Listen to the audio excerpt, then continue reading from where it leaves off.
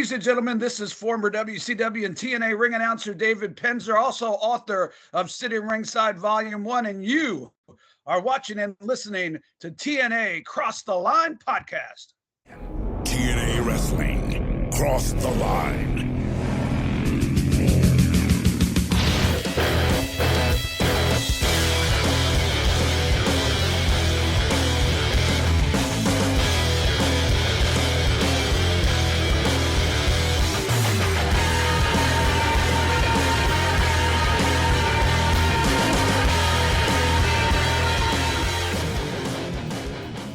And we're back with episode 372 of the TNA Cross the Line podcast. I am Colling Jr. And with me, as always, is Dallas Gridley. In Dallas, we are coming off of Victory Road, where a lot of stuff happened. And most notably in the main event, it ended in a no contest. However, TNA World Champion Samoa Joe, yes, he is still in fact the champion, does not have possession of said title because Bookerr T walked out with the gold. But maybe most importantly, out of all of this, is that the man they call Sting did in fact show up. And he showed up with a baseball bat. And he may or may not have hit Samoa Joe with it a couple of times. So it looks like that the man they call Sting is potentially venturing into heel run here in TNA. And in the history of Sting's career when it comes to heel runs, most notably 1999 WCW, which I think is really the only time he's ever done that, it did not necessarily go very well. So Dallas, as we are coming out of Victory Road and we are now heading towards Hard Justice, how are you feeling coming out of Victory Road? Well, I had to just look back at what we thought of the show, even because I remember being absolutely pissed at the end of that show. The main event really pissed me off. But that being said, we did like it because that undercard was pretty dang good. I feel decent. I'm not happy about the way that match ended. Specifically, Bookerr T just walking off with the title, essentially ending the main event of a pay-per-view that we paid $34.99 for. Allegedly. This ending of this show was so bad they can't even put the entire show on YouTube.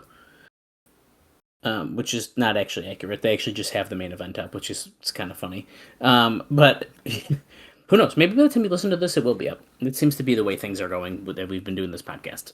But I'm definitely interested in the Sting situation, seeing where that leads us. I think Dave Meltzer has some really interesting insight and thoughts as what we may be developing, which we will be getting into. And I'm glad you answered the question that his 99 heel turn did not go well, because I have not seen that, and I was going to ask you. So, yeah, I mean, I know this is not a 1999 WCW podcast, although that would have been fun.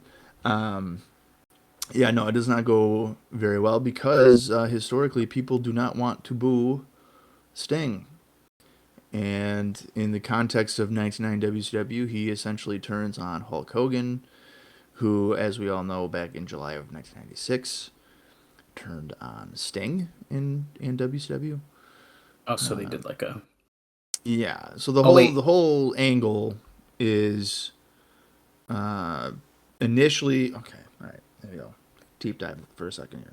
The whole purpose of the heel turn started off because of Kevin Nash getting rammed by a Hummer while in like a limo or something in the summer of 1999. So I think it's like a week before Great American Bash. It's suggested several times it could be this guy, whatever. Towards the end of that summer, it is suggested that it's Hulk Hogan because he has a white Hummer, but the Hummer that was used was black, so they're just like kind of trying to shoehorn in here. Hogan's whole thing is that he's on the up and up. He's back in the red and yellow. You can trust me, brother. I wouldn't do that. Sting's all like, how many times have you turned on me in the past? whichever. But that's really Sting's fault because he's a sucker, because Ric Flair's done it to him half a dozen times. Fall brawl. Sting ends up turning on Hogan. The crowd kind of likes that he turned on Hogan. Bischoff gets fired the Friday before Fall Brawl that he turned. Russo comes in, kind of shifts it back to Sting being a babyface pretty quickly. Oh, wow. Yeah, the main heel heat of that whole angle is really through Luger, the total package.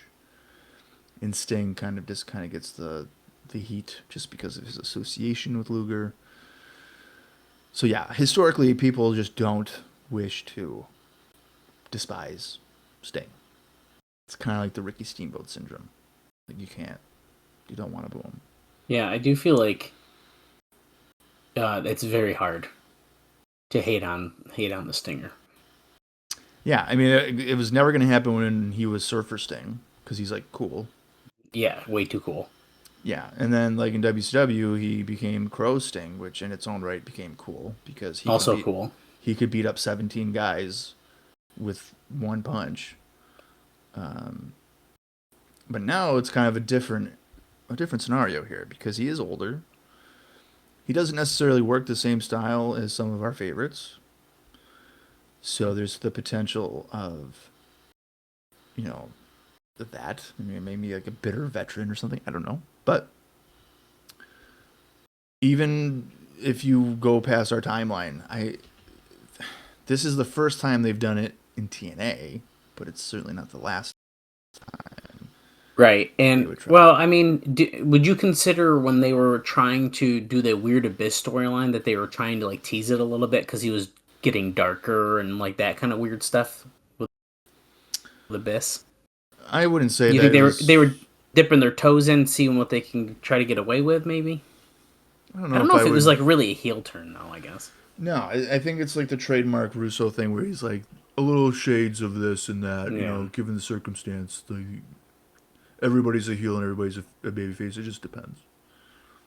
Which I've never liked that model because ideally you would want to be like, yeah, but I support this guy. I feel like the way you just described it makes more sense than I feel like how I've understood it in the past. So I think that you should have more defined roles, absolutely. But I do think there is times where you can kind of play with it a little bit. Sting, maybe not so much. I think you can pull that off way more on your lower card guys. That's fair to say, I think. Like, as somebody who watches an unhealthy amount of wrestling, like right now I'm watching a lot of WWE 2003. And I'm even watching the Heats and Velocities to review them. Wow. And on a week-to-week basis, a guy like Bill DeMott, Hugh Morris, 1 week could be a big bully guy, right, beating up a cruiserweight, and then the next week on Velocity, he's a good guy, fighting A-Train. And it's like, what? Now they're probably not banking on a lot of people watching Velocity for continuity, right, or anything, but no, that's fair. That type of stuff you could probably pull off.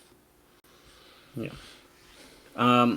Well, actually, I'm glad this is kind of getting brought up because as we get into the notes here shortly, this is kind of going to get brought up a little bit with the main event we saw. Because there almost was a little bit of that. We were in Bookerr T's hometown, Houston, and maybe not his hometown, but we were in Houston, which he's at least billed from, and where he apparently lives and all that. And we have Samoa Joe, who is technically a babyface champion, but an angry one. Yeah, we'll talk about it. We'll get there. So Samoa Joe is absolutely a guy that if you were to send somebody in blind, watching him on TV, I think, like, if let's say like 10 people, I think more than half would be like, this guy's not good. Like, he's a bad guy. There's no way that this guy's like good.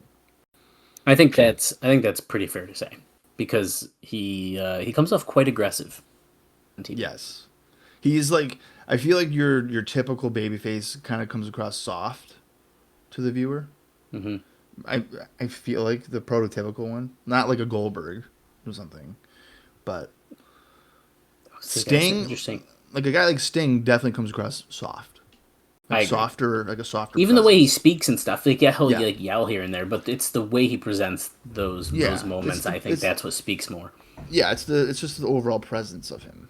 Yeah, he's like it's a little bit softer. Bret Hart would be like a softer babyface. Yes. Yes. Joe is just like he's so aggressive. All aggression. Yes. Like, you would not want to like hang out with him. Mm-hmm. Totally. Could you imagine playing a video game with him and like he loses? No. He'd throw the controller. You'd have to get a new system. Yeah. It wouldn't even the controller. He'd rip the fucking PlayStation off the wall. He'd break it. Yeah. He'd break your window too. He'd throw it right out. Yeah. No thanks. And I've played video games with Bob, and he's done very similar things. He's literally smashed my PlayStation 4 once. No. No, the most I ever got frustrated playing a video game with Dallas was playing the WWE game on the Xbox, because I don't play Xbox. Oh, so, when we lost him? Yeah, so like when I would normally be trying to hit like square or whatever, that turns out to be like B, and I'm like, what the fuck does B do? Like, I don't know. For the record, I also don't play Xbox, but sometimes you just gotta figure it out. Yeah, but I'm like sitting there just like getting pissed off, because like, what the fuck? I can't figure this out. I wasn't mad that I was losing the game. I was just mad because I couldn't figure out the buttons. So this is bullshit. It's okay. It was still lots of fun. Yeah, it was a good time. But... anyways, back to Victory Road. I didn't get, and I will say publicly that last night I played Fall Guys for the first time in 5.5 years. Mm-hmm. Didn't do very well, and I didn't get mad. That's a game that when I lose, it's still kind of fun. It's like, oh look, I fell down the hole and got hit with the helicopter thing. I'm like, okay. Well, it's fucking annoying. Let me do it again. There was one point where I was like trying to get to the finish line, and it was like something that would pop you up. Yeah. So I got on that, and I guess I mistimed my jump. So like 3 times in a row, I got clipped like right on the fucking edge of the thing. And it cost me the advance. So. Yeah. Hey, sometimes shit happens. Yeah. And Fall Guys is one of those things. Yeah, you live and learn. Okay, well, that all being said, speaking of Fall Guys, we didn't get a fall in the main event of Victory Road, but me and Bob still ended up giving that show a thumbs up, because the undercard was very strong. I think the matches, as we will discuss here soon with our star ratings, really held the show together, even with a crappy main event. So this is almost the opposite of what Bob says I always do, where if a match or the main event is good, then I enjoy the whole show. In this case, it was actually the opposite, where the main event was butthole, and the rest was really good, but I still like the show. Yeah. So that being said, Bob, what do you think the readers of the Wrestling Observer newsletter gave it? Did they give it a thumbs up, a thumbs down, or a thumbs in the middle? I'm going to say it's an overwhelming thumbs down. Well, unfortunately, you would be wrong, because it was an overwhelming thumbs up. Really? Yeah. I honestly did not expect this. Now, I will say, as I'm sorry, I'm also grabbing a medication as I'm talking, but it's lower numbers of how many people voted, but 73.7%, or 73 people, so there's your numbers for you, gave it a thumbs up. Only 14 or 14.1% gave it a thumbs down, and 12 or 12.1% were in the middle. So, very interesting.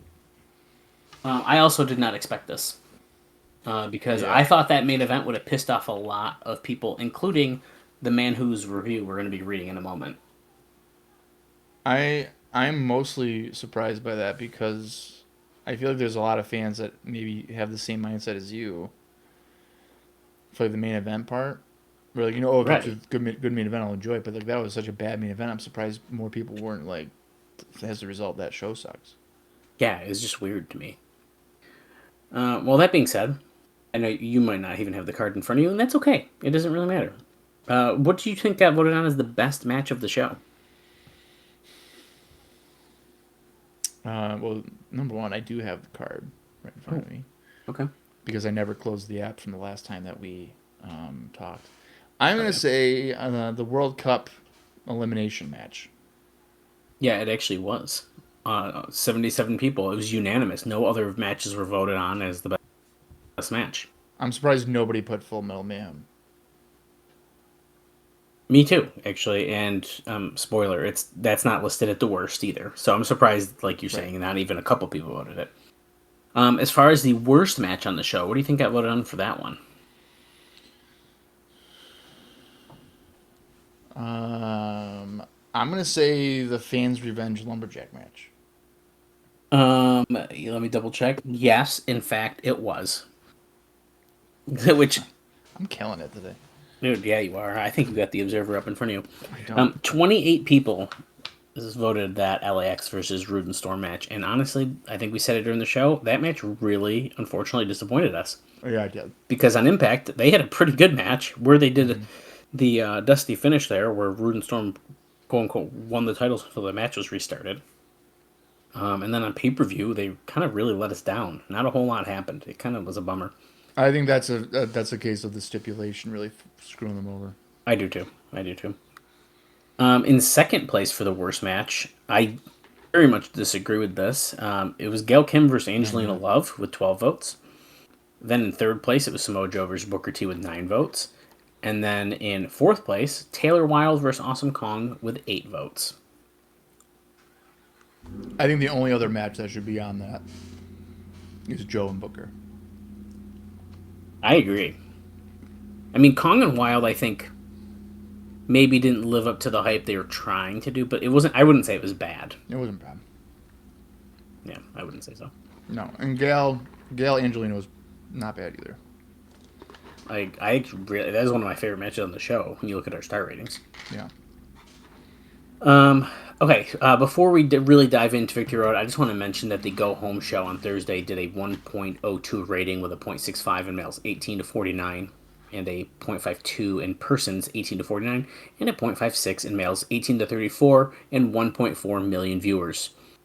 And the quarters, just for fun, I guess, 1.02, 0.96, 1.01, 0.98, 1.08, 0.94, 1.07, and then a 1.07. So it kept that number. In fact, it kept the second highest number for the last 2 quarters, which is pretty good for your go-home show for the pay-per-view. Yeah. So not bad. Okay. Let's get into this. Let's talk about Victory Road. So, this is from the July 21st, 2008 Observer newsletter, if you want to read along or read more in depth or anything like that. Dave starts out, TNA's Victory Road pay-per-view on July 13th in Houston ended with a lot of discussion of what exactly is the current TNA audience. Now, in Houston, one of the best wrestling cities in the country, which recently sold out a major arena for a SmackDown taping, which only happens in a few markets, Victory Road drew 3,000 fans to the Reliant Arena. That number would be disappointing under any circumstance, but when you consider the show was built around the return of Bookerr T, challenging for the TNA title, the number becomes more depressing. I actually think that that's a pretty decent number for TNA, by the way, but from what we've heard, I don't think we've really gotten more than that. What would be considered a good number for Bookerr T to, going for the title in his hometown? Yeah, I don't know. I also think I'm telling you. Go ahead. I was just gonna say I think he's giving Bookerr T a little too much credit here. Absolutely, because I would say that as a kid, and I think I talked about it before on the show. I'm pretty sure that as a kid, and even probably until a bit into my adulthood as a fan, I always kind of put him like in Harlem, as like he was a New York guy. Yeah, it is kind of funny when you think about it like that, Because in Harlem Heat, the Harlem Hangover, all these things, the way that it's always been presented to the viewer, it's Harlem. Right. I guess he did like. No, it was always the Harlem Hangover. It was never the Houston Hangover or anything. I guess I don't know. I feel like you're right, though. Or did they call it the Houston Hangover eventually? That's what I don't know. I've always known it as the Harlem Hangover. Let's see. Bookerr T. I'm just going to type in I'm going to type in Houston Hangover just to see if it comes up. Houston Hangover. No, it immediately shows that it's Harlem. Yeah, it's just... Oh, but hold on. Well, this is... I don't trust AI overviews, but that claims it's also known as that, but there's no other evidence of it being called that. Oh, well, hold on. Pro Wrestling Fandom does list both. So he must have eventually called it that as well. Yeah. Oh, wait. Well, that's just a random TikTok. But, okay, I mean, so... It might have eventually also been, but there's definitely more. Even when you type in Houston, comes up as Harlem. I mean, here's a video from Reality of Wrestling of him, how Bookerr T on how he came up with the Harlem Hangover. So, anyways, kind of interesting. But anyways, continuing on. He says that the audience was not as quote up as most TNA crowds, and it wasn't just the building liking, according to several live. I just want to say something. Mm-hmm. He was born in Louisiana. Oh my gosh! See, that's why I caught myself in the beginning when I said hometown, because I was like, I don't think it is. He was born in Plain Dealing, Louisiana. So he may have grown up. Okay, fair. In Houston. Isn't that funny, though, that in wrestling we just go, oh, yeah. Yeah, dude, so here's the thing. It literally says right here that, he was born in Plain Dealing, Louisiana, though his birthplace is often misidentified as Houston, Texas. Oh, my God.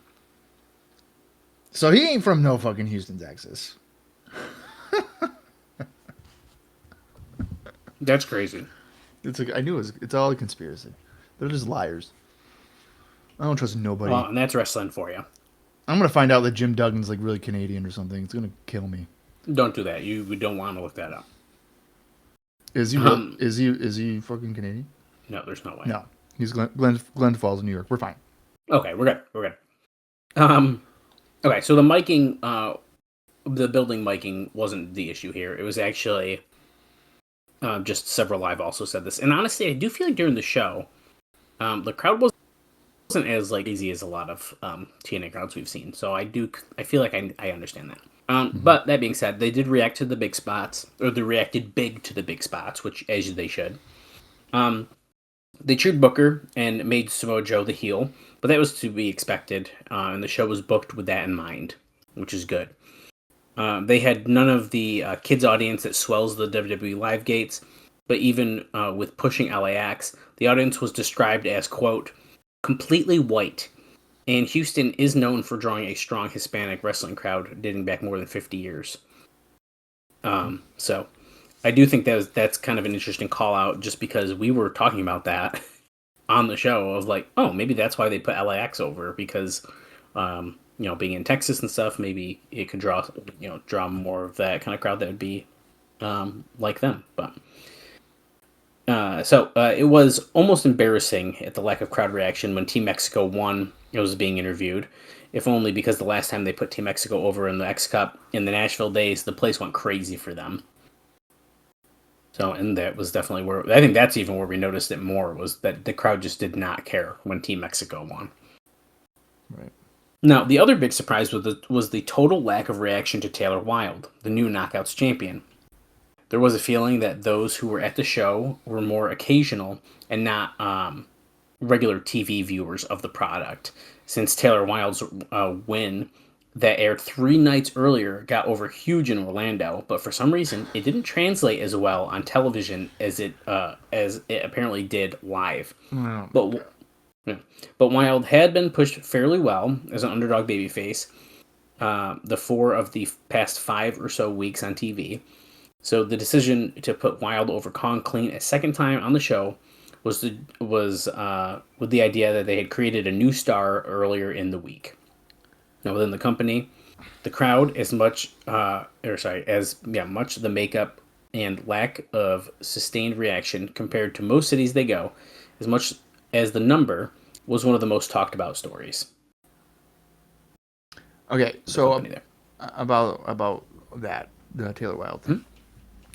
This reminds me of like WCW using sound stages like Universal or whatever. Right. Right, where they would have. It'd be like saying the American males were really over in Orlando, and then when we went to a Nitro on the road, it didn't connect as well. Now, I understand that the TNA audience is not literally,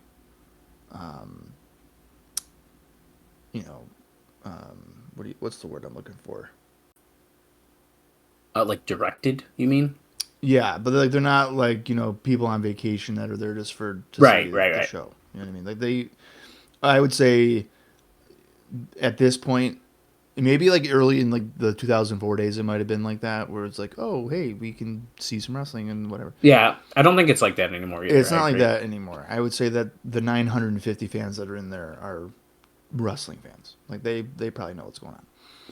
Now Taylor Wilde winning the title in the Impact Zone is of course going to get over with a crowd that is invested in these storylines. They are there every week or whatever the case is, and they're watching it every week.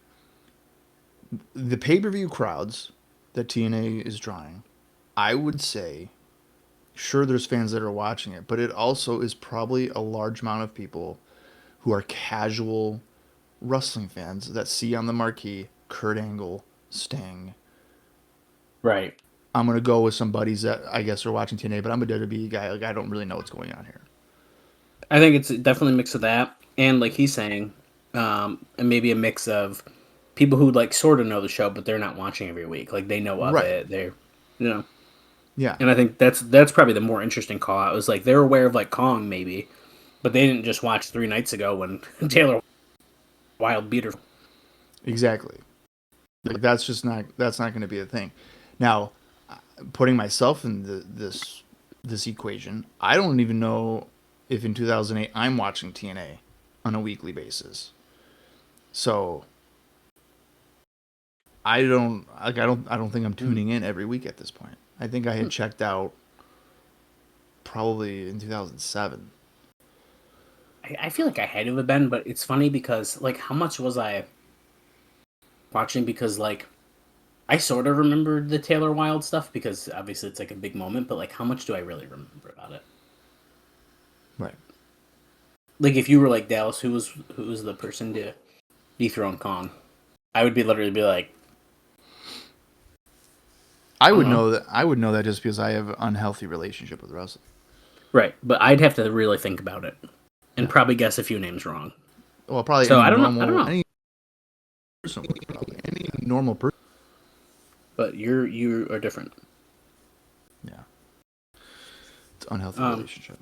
That's okay. Continuing on here, he notes how the main event was a weird one.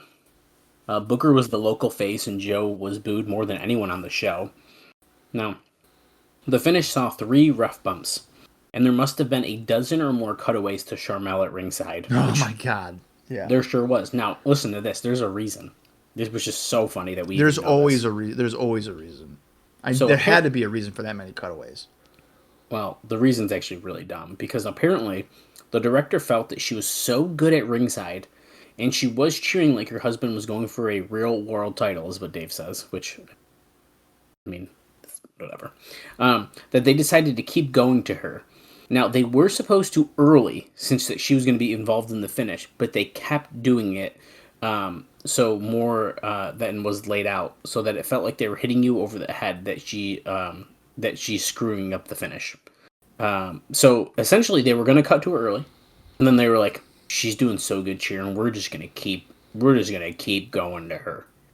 And that's the reason. Apparently, the decision was made because she was doing so good. See, now what I don't understand is why wouldn't she just have been at ringside anyway? It's not like she hadn't been with him before. I don't know. I have no idea. I don't have there's nothing written about that, so I like truly just don't know. Yeah, I don't get that. So them hitting you over the head about that she's going to screw up the finish, that was the idea, essentially.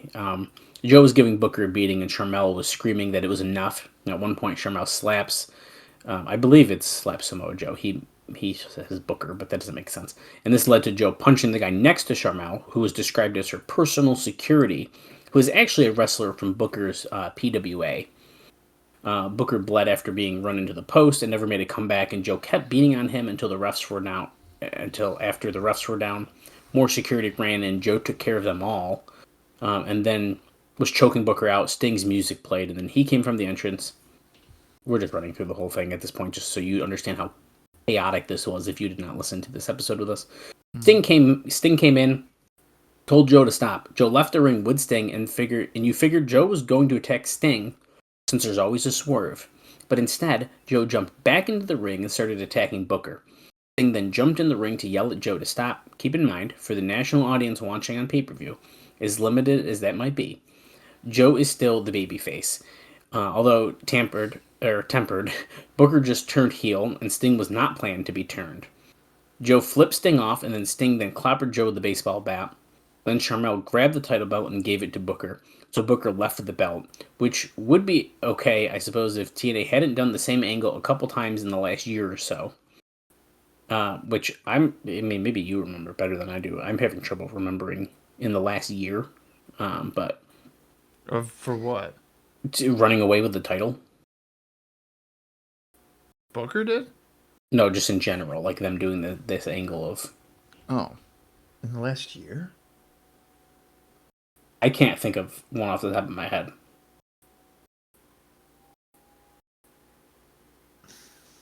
I don't know. Yeah, well, okay. So, where was I? I just lost my spot here. The descriptions from those there said that there's a lot of heat at the finish. Surprise. They thought it was the wrong kind of heat. What a surprise. It wasn't the heat that I thought was the problem as much as the confusion. Bookerr didn't look strong at all, and his wife asking Joe for mercy while the match was still going on only made him look worse. Joe hardly came off as a face. Sting was out there trying to protect Bookerr, who had just turned, and the idea was to build a Bookerr versus Joe cage match, is what this whole idea is. But to tell that story, something should have happened during the match to cause a fluke finish that a cage would prevent. So why would you try to book a cage match? Instead, it came off like Bookerr didn't deserve a return, and the heat was transferred to Sting versus Joe. And right now, there are no plans for that direction. Since after this, hopefully, cage match with Bookerr and Joe, the next program was planned to be Joe versus Kevin Nash. Right. And now, apparently, as the show was going off the air, there was also a Fire Russo chant because of this. So, that's a lot. Even reading that out loud is like, what happened? Yeah, so, I mean, he is right. So, there should have been a fluke finish. But I feel like usually a fluke finish would benefit the heel. Right. But, like, you're not going to change the title to Bookerr T for, like, a month at this. Like, I don't think that would be smart. Right. Agreed. He goes on to continue here. We're past the Bookerr Samoa Joe stuff for right now, but he says it's hard to know what conclusions can be made. They didn't draw well in Atlanta last year, bringing Sting, the Steiners, and others who should be nostalgia for the locals back to town. They didn't draw well in Boston and New York market. They did draw well in Boston and New York markets. Trenton is close to New York, and that's where next month's pay-per-view is. Oshawa will probably do well for the big show in September because of the proximity to Toronto. Those who come seem more into seeing great action than the WWE audience that is there for star power. When is the biggest reaction coming in the opening match? An X Division Spot Fest where 9 wrestlers have virtually no experience in the mainstream U.S. wrestling scene, and the other 3 hadn't had a serious major program in months. There was second-guessing the idea of the X Cup, even when the first match really making the show, because the Ultimate X match didn't have any crowd reaction until the last couple minutes. The concept of the cut means nothing because the X Division, because the concept and a signature mainstay in TNA ended years ago with the switch to WWE Lite version of television, where matches and thus match quality isn't pushed as important any longer. And then the final little piece here before we get into the full breakdown is the show itself had average to very good wrestling, probably overall around the same, better prelims, but not as good as the usual WWE main event. Dave says, I thought it was a thumbs up and actually liked the intensity of the Joe in the final angle, although ending the show confused but not caring how it's resolved probably isn't the right emotional finish.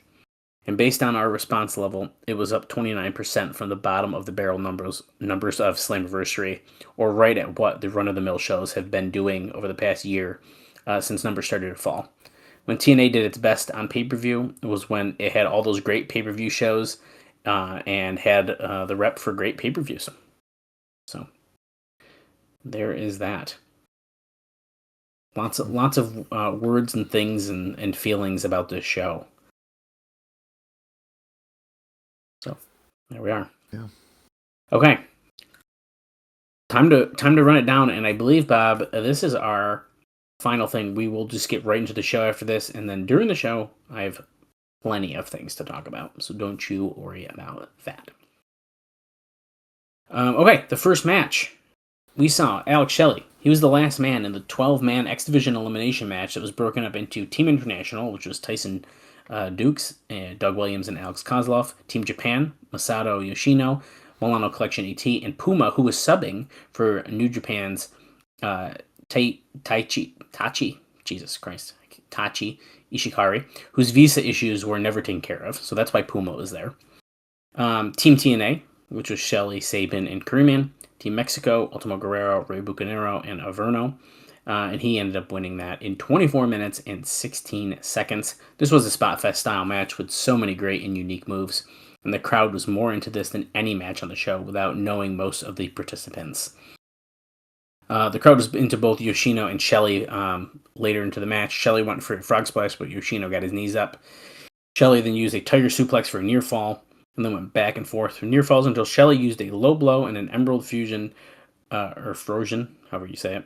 For the pin, Dave gives this match 4 1/4 stars. I gave this match 3.5, and Bob gave it 3 3/4. So he rated that one quite high. You're welcome. Yeah. Next up, Gail Kim pinned Angelina Love in 6 minutes 13 seconds. Velvet Sky was at ringside interfering freely. As Dave writes here, Kim used a a spear. Sky then distracted her, but Kim used the Marufuji Codebreaker and a flying necktie lariat, which is Hiroshi Tanahashi's finisher, which I guess tells you what tapes that she has been watching for the pin. Post-match saw Sky attack her, and then they went for the double team, but Kim ducked out of the way before getting the bag on her head. Kim was very good here. Love tried to at least keep up, but by the end, she was afraid that her top was going to fall down. Luckily, she can multitask. Or maybe unluckily, is what he writes. He gives this match 2 1/4 stars. I give this match 3 stars, and Bob gave it 2.5. Next up, Sonjay Dutt pinned Jay Lethal in 8 minutes 24 seconds. Dutt gave SoCal Val a rose and a card, and she didn't seem too thrilled about that. And then Lethal came out and tore up the card and destroyed the rose. These two probably would have had a great wrestling match, but the storyline called for a brawl. The finish was the Lethal combination, but Lethal then started worrying about Val. Dutt came in from behind and then told Val that he loved her, and then took advantage of Lethal using a schoolboy, using his feet on the ropes. They left with the idea that Val was confused. Dave gave this match 2 1/4 stars, and me and Bob both gave it 2 stars. Next up, we have LAX retaining the TNA Tag Team titles, defeating Beer Money in 10 minutes and 6 seconds in that lumberjack strap fans revenge match, whatever they called it. They flew one fan to Houston who sent in the best video, so they literally did do a contest, which is cool. The other lumberjacks were from Houston and were people who called the radio stations that TNA was doing promotions with, and the right caller got to be a lumberjack. So they were legitimate fans, which I think is pretty cool. That's good.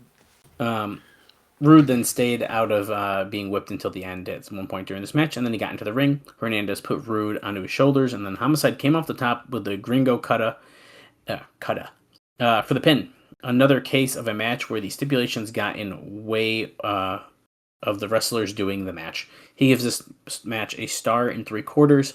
I gave it a star, and Bob gave it a 1.5 stars. Next up, Taylor Wilde retained the Knockouts title, pinning Awesome Kong in 4 minutes, 51 seconds. The crowd was dead for this one, which is the first time I think I can recall that kind of reaction to a Kong match.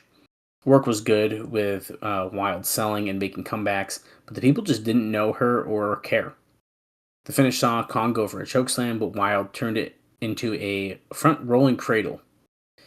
Post-match saw Raisha Saeed run in after Wilde as she was leaving and tackled her on the aisle. She brought Wilde back to the ring where Kong had her way with her.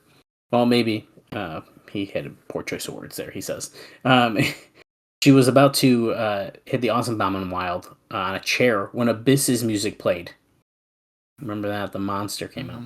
Abyss's new role is to save people from being bullied, although he didn't save Bookerr later in the show. Kong and Abyss had a square-off. Saeed pulled Kong away and talked her into leaving. Saeed then slapped Abyss, so Abyss gave Saeed a black hole slam. This will probably lead into some sort of disciplinary action angle being done by Jim Cornette on Abyss for violating the male-on-female violence rule. He gives this match 2 stars. I gave it 0.5 star, and Bob gave it a 1.5 stars. Why was I don't remember being that low, but okay. That'll be it. This is what it was. Next up, it was the Ultimate X. Volador Jr. won the Ultimate X in the X Cup tournament for Team Mexico in a 4-way over Kaz, Davari, and Naruki Doi. Probably the weakest Ultimate X match to date in 10 minutes, 58 seconds.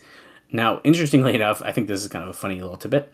Davari may have had a clue what the Ultimate X match was, but Doi would have never seen it, and Volador Jr. flew in, was nervous enough about being on a US pay-per-view cold before being thrown into a stipulation that he had no clue about. So apparently no one in this match knew what the Ultimate X was, which is kind of interesting. That's hilarious. Yeah. Now eventually Davari was climbing and about to get the belt when Kaz jumped off the stands that the cables were tied from. It was like the scaffolding with a leg drop on Davari, who was hanging from the cables in almost the middle of the ring. The spot was completely nuts. Kaz injured his hip because I don't see how you can pull that move off safely, since it's essentially jumping far off a 13-foot platform and landing on your hip and tailbone. Now, it wasn't serious, and he isn't expected to miss any time. He did get injured. With Davari and Kaz selling the spot, Doi already selling, this allowed Volador Jr. to climb up, make his way to the cables, into the center, and take the X to win. Post-match saw Mike Tenay bring Willie Urbina, who's the Spanish language announcer, to translate as they gave Team Mexico the trophy for winning. This was another way to start off relations with CMLL on a good foot. You'd think that those guys going over, that there are plans to use them, but there are actually no dates scheduled other than that they want the relationship with CMLL to continue. He gives this Ultimate X match 2.5 stars. I gave it 3.5, and so did Bob. We both liked it actually quite a bit. Next up, it is the Full Metal Mayhem match. Kurt Angle, Team 3D, defeated AJ Styles, Christian Cage, and Rhino in 15 minutes, 55 seconds. Now, of course, the Full Metal Mayhem is TNA's version of a TLC match, but since they have the TLC match as the intellectual property, we have a whole different name. Now, this was supposed to be a fans voting on the website, picking the different stipulation match, but all the build-up made it clear who they wanted people to pick. They wanted you to pick the Full Metal Mayhem. It was that tables match and Falls Count Anywhere. Now, this came across as really low rent, as they never really showed a graphic during the show of the choices, although mentioned it a few times on commentary. Now, before the match started, Jeremy Borash just got in the ring without a graphic and said that fans have picked the Full Metal Mayhem. What a surprise. Now, ladders weren't used nearly to the extent of the WWE-style matches, but they broke numerous tables and used a plethora of garbage can shots. Now, the problem is that TNA does these brawls so often, particularly involving Team 3D, that they've lost any stupid impact. And if you can hear banging, that's because my dog is going nuts upstairs for some reason. I don't know if you can hear that or not. I can. That's okay. Jesus Christ. He says this was a very good match, though. Now, later in the match, somewhere in here, Earl Hebner gets bumped. I guess to miss Frank Trigg interfering. And that would make more sense if he wasn't there when Johnny Devine came in with the kendo stick. But the finish saw Styles climb to the top of a ladder, do something to Angle, but Trigg got up from the announce table, grabbed the kendo stick that Devine left behind, and hit AJ Styles with it. Angle then went up to the ladder, put Styles on his shoulders, and came down with the Olympic Slam off the ladder through a table for the pin. He gives this match 3 3/4 stars. I gave it the same rating, and Bob gave it 4. I also will note, I'll scroll up real quick, I have a side note, that Devon suffered a sprained Achilles tendon and was having major problems moving around backstage after the pay-per-view, but it is not believed to keep him out of the ring that long. So, a couple injuries coming off of the show. And then finally, it's the main event. We've talked a little bit about it already, but Samoa Joe, no contest with Bookerr T to keep the TNA title in 15 minutes, 14 seconds. Now, before the match, very important part that we have not really mentioned, Joe and Kevin Nash were backstage, and Nash told Joe that he would be in his corner to the end and apologized. Nash is looking gigantic. David makes note of, which, yes. Samoa Joe made Nash promise that no matter what happened, to stay in the back. And since Nash is the babyface in this program, I guess when he said yes, it wasn't a swerve. Which, given it was TNA, actually kind of made it a swerve that he did it. I mean, we already kind of talked about the finish here. I don't know if he really adds anything else. I'm just checking here. Blah, blah, blah, blah, blah, blah. The Sting, or Mike Tenay, Don Wester yelling at Sting, to what authority do you have to be out here doing this? All that kind of stuff. Don't forget Sharmell counted the pin for Booker, the quote pin for him, while Booker's arm was on top of Joe after the whole baseball bat shot. And that's when they ran away with the title. And then, as he says here, exactly how many times have we seen the challenger steal the belt in TNA? Before giving this match, 3 stars. Okay. I gave it 1 star, and Bob gave it 1.5 stars. You gave that match 3 stars? 3 stars. No way. I mean, one of the biggest what the fuck star ratings, in my opinion. I could not believe it. But hey. There you go. So that pretty much covers us. That brings us to today's episode. Do you think that 3 stars could also be because he liked the aftermath, right? I think it heavily influenced it. Yes, I do. Okay, because like as a match, there's no way. Yeah, I totally second that. So I guess that's it. That's it for the show. We're gonna get into Impact, and Bob, like I said, I have a bunch of random stuff. Some of it you're gonna laugh at. Some of it is just kind of follow up on some of the people we've been seeing, and just little tidbits here and there. So. All right. Well, then let's get into it. Let's put Victory Road in the rear view mirror, and let's get into the July 17th, 2008 edition of TNA Impact as we now head towards Hard Justice. Now, if you want to watch TNA Impact from July 17th, 2008 with us, head over to the TNA Plus app, or if it's in your own personal collection, that's going to work as well. I'm going to count down from 3, and when I say play, that is when our live watch shall begin. The approximate runtime that we have here is 1 hour, 25 minutes, and 15 seconds. So here we go. 3, 2, 1, play. We got a normal TNA intro here. Kick us off. TNA Wrestling. Cross the line.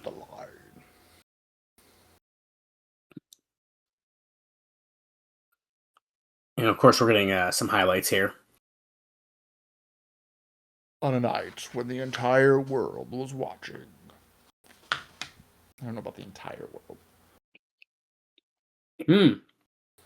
We're showing some stills. A lot of times they just show you... I mean, they're showing footage too, but... Okay, now they just showed stills for one thing, and now we're showing a lot of video. Yeah. And of course, notice they are not showing what Abyss did to Raisha Saeed. No. Okay, here's more stills. That's a pay-per-view exclusive. Sharmel's doing the 3 count.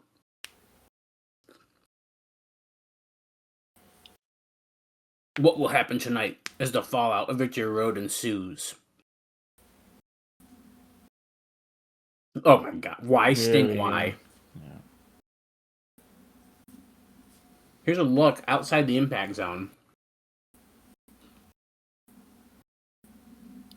Carmel with the TNA World title on her shoulder. You know what? She's looking pretty good with it. Strap her up. She's looking good in general. Yeah, that's a good look for Carmel. She should keep this up. And Bookerr got out wearing like a leopard print fur jacket. Now here's our normal Impact intro. Yeah, pretty much the typical douchebag type of look there for Bookerr. Dun, dun, dun, dun, dun, dun. Here we are. Look at how rowdy the fans are in the Impact Zone. Nothing like those people at the Reliant Arena in Houston who don't give a shit. Those buzzkills.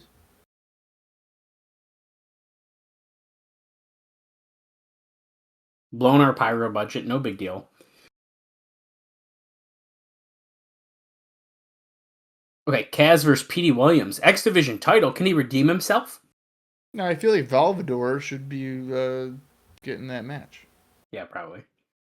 And Bookerr T in action, and it looks like that might be starting us off.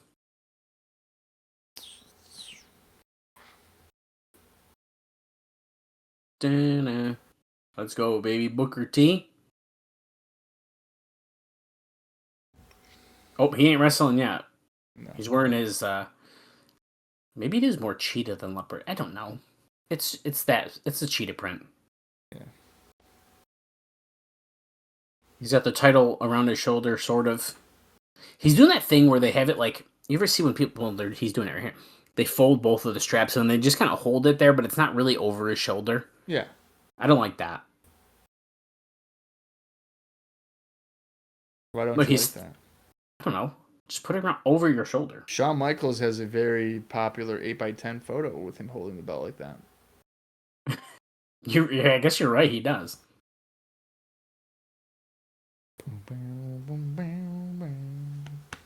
I'm just double checking. Do I have any Bookerr T notes I can give you? I don't know if I do. We've been talking a lot about him on this show already, so.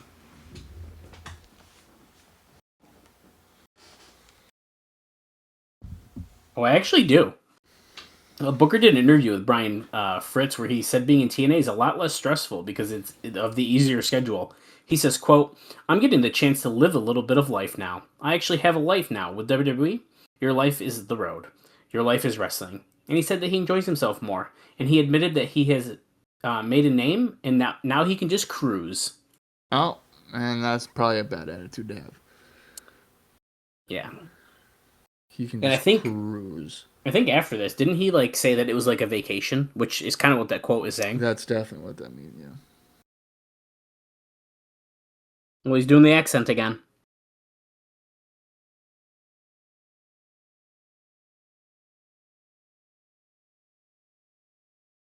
I've proved I'm the greatest champion of all time.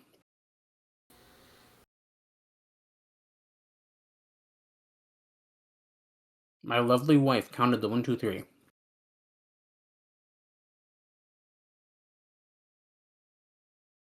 Yes, Samoa Joe lied lifeless. That's right.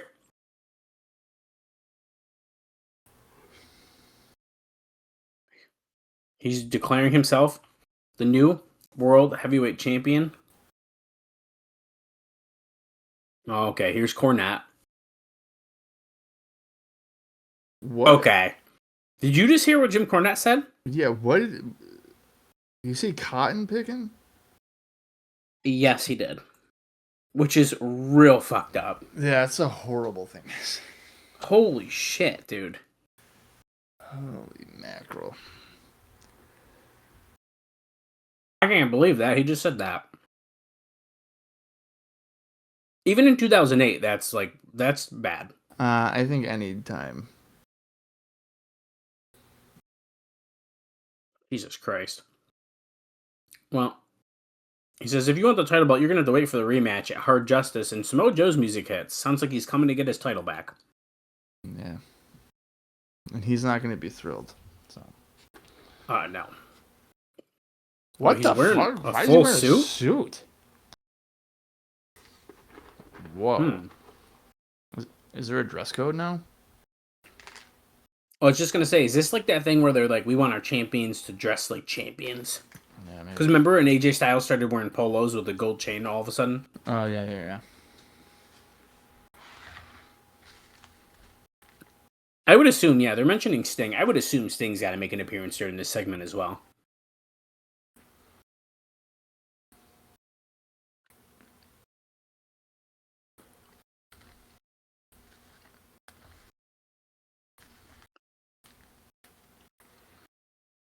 Is he going to get his title back from Bookerr T? Well, he kind of has to give it back to him, really.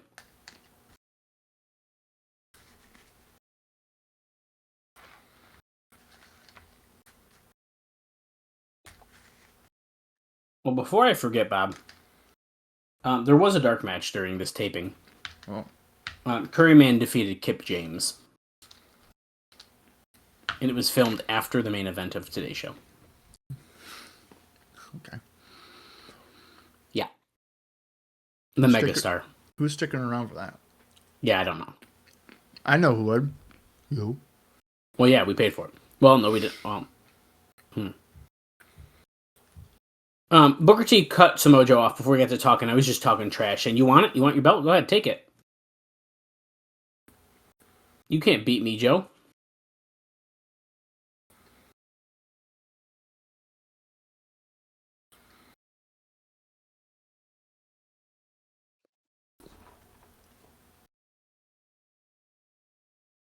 Booker, do yourself a favor and shut your mouth before I do what I did in Houston here tonight. And of course, now the crowd is cheering that because we're back in Orlando, baby. Right. You call yourself a champion when I just whipped your ass all along your hometown. Very fair point.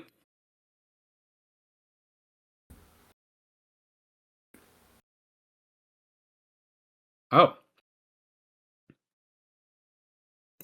So he's letting Bookerr T keep his belt because he never took a handout from a punk and he never will.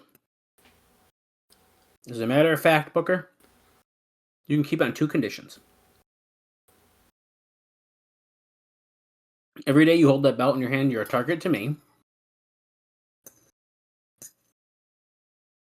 And did he say the other one was you need to? Oh, here 2. When the champ is ready to come back and claim his belt, at Hard Justice, I'm gonna take it from you, Booker, and I'm gonna take a piece of your ass with me.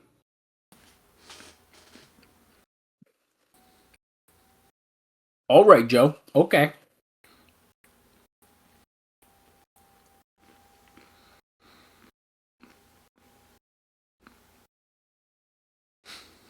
Yeah, Joe, I'm all up in here. No, I do. Okay. As much as like Booker's kind of been annoying us with the fake voice and stuff like that, the way that he's like just keeps talking up his game right now, is cutting off Samoa Joe, getting in his face, I do kind of like it. Yeah.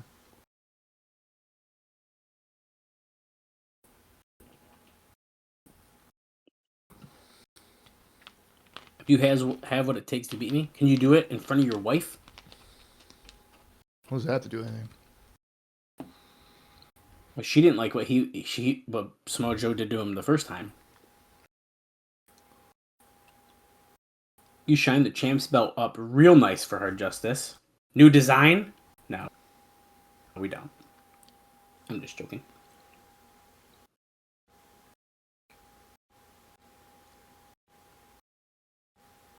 You tell the boogeyman Sting that after I'm done with you, he's going to get his too. Oh, shit. Oh, there's no plans for that. Not currently. So yeah, that is quite interesting, huh? I don't know if I'm liking Samoa Joe in his suit. The suit is not Samoa Joe, dude. No. Well, we're backstage with Lauren and Beer Money. Talking about the lashes they took from fans at Victory Road. You think this is funny, Lauren? You think it's a big joke? That I haven't been able to sit down for the last 4 days? Yeah. I have to sit. I have to read the financial section standing up.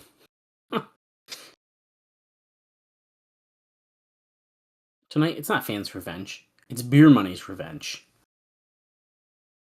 Let's just start right back here. We're going to go to the park. He's going to take out the vacationers in the park, he just said. And then we're going to come back into the impact zone, and we're going to whip and brutalize every one of these fans. Now that, Lauren, just isn't funny. It's money. And then James Storm said, that's beer money. Beer money. Well, they just essentially excused Jacqueline and was like, we don't need you for this, by the way. That's not right. Hard Justice video here. See Kurt Angle, Bookerr T, Samoa Joe, and many more, including live performance from Filthy, Ice-T, and Grandmaster Cash. Wow, I'm excited about that.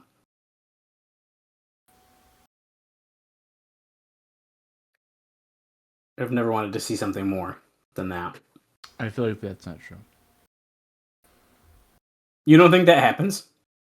I don't think that you want to see that more than anything you want to see in your life. Yeah, no, probably not.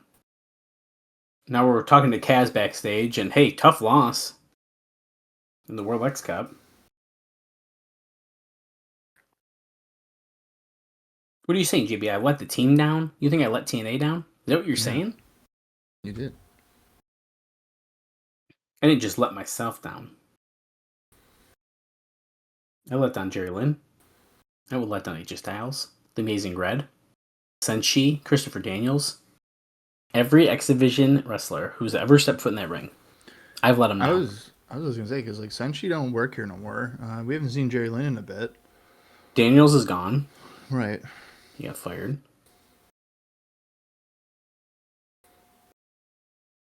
There's a light at the end of the tunnel. Do I go? Embrace that light? Or is that light a freight train coming my way? What does that mean for Kaz, Bob? I don't know. It sounds like he's kind of depressed. Yeah.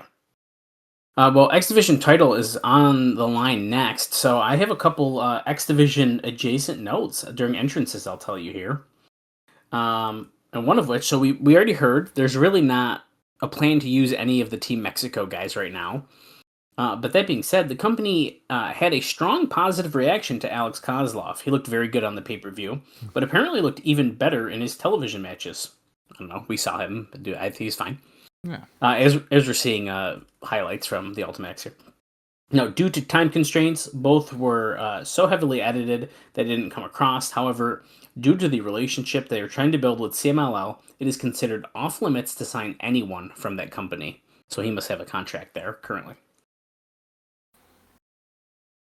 And the other thing I wanted to tell you was also about CMLL, and it is that on July 25th, they are doing the CMLL World Grand Prix tournament, and there's some TNA people announced for that. We have AJ Styles, Jay Lethal, Sonjay Dutt, Johnny Devine, Chris Sabin, and Alex Shelley will be all the foreigners that are in that tournament, which is quite a few TNA guys. Kind of cool. I mean, every time I hear Johnny Devine, I'm just amazed that he's still like working here. Yeah. I know. Now, we haven't seen Petey in action a lot recently. Raka Khan is also like, I forgot she was here. But here he is. Well, he had like a facial injury, didn't he? Yes. He had a broken orbital bone, and it looks like he is not wrestling with a mask on anymore. So we must be good. That being said, are we going to see an upset here? Will Kaz redeem himself? Will he win the X Division title just days after he fooked up the Ultimate X? That'd certainly be weird. I'd be inclined for him to like. This feels like he's gonna snap or something. Oh. Lose and then kind of be like, holy shit, why do I suck so bad? Yeah. I could see that being a thing.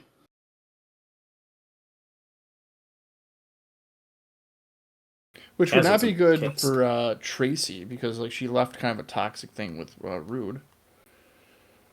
Although she hasn't been on TV either. Yeah, wait. Holy crap.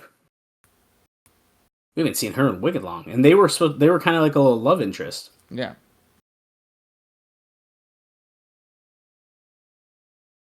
Now it looks like we're actually announcing some shows at the bottom of the screen. So just for fun, I got another note for you, and I still have so much to talk about. That's why I'm just spitfiring here. As PD Master Hurricane Rana from the inside, slingshot Hurricane Rana to Kaz on the floor. They announced the next New York area tour dates on September 5th at the Capital One Theater in Westbury, New York, and then September 6th at the Manhattan Center, playing the 1,200 seat building instead of the adjacent 2,500 seat Hammerstein Ballroom, which Ring of Honor has now moved to at this point. And then September 7th in Albany, New York as well. Now that's surprising that they're not, like, Ring of Honor is doing the Hammerstein, but they're not. Just from a star power perspective. Yeah, that is kind of interesting. Cheaper. Maybe they're trying to play it safe. Probably. I mean, I guess you're probably not going to have, obviously you're not going to have Sting there. Right. But even if you have Kurt and AJ, Joe. Right. Booker does house shows. Irish whip comes back, tilt to World Head Scissors. PD lands on the feet, Russian leg sweep. No. Cast counters. Backslide goes for the cover. No. PD slips out of that one. Canadian Destroyer. Oh my god. Kaz, he learned how to counter it. Wave of the Future. PD cartwheels out of it.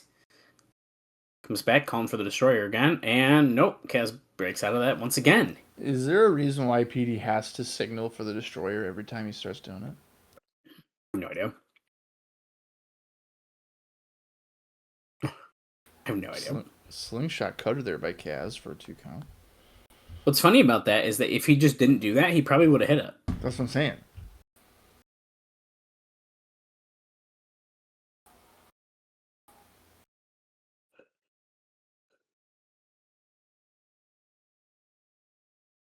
Four years since Kaz has had the title. He just did it again. Destroyer. Whoa, I've never seen someone counter it so many times since Chris Sabin had the entire feud built around it. It's true. Well, it doesn't matter because Kaz just spiked him on his head. And Rock Khan has distracted Andrew Thomas. Well, she's kind of like, oh, hello. And then Kaz just scared her off the apron. Now, as Bob said, maybe he's going to flip out. Will this distraction cost him the match? Wave of the Future on PD. Holy shit. Oh my god. Wow. I thought he got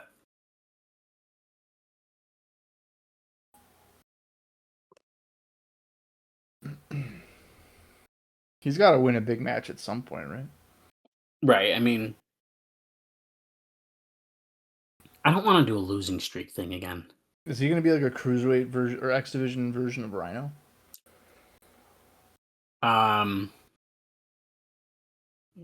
think that's a really great comparison. You might hit that one on the head. Oh. Hicks Williams right in the head as he sat up on the top rope. Is he going to hit the flux capacitor?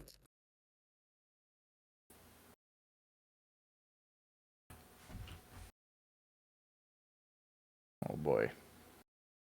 Is he going to hit it? No, PD breaking out.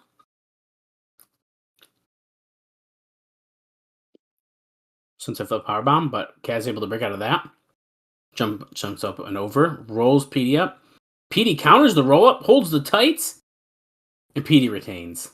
Oof.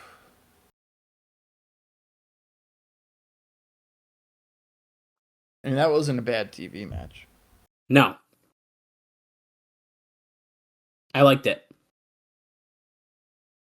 Kaz looks shocked. But we're going fast with this. We're not even letting it breathe for a second. We're just, okay, to the back. Oh, Eric Young's here.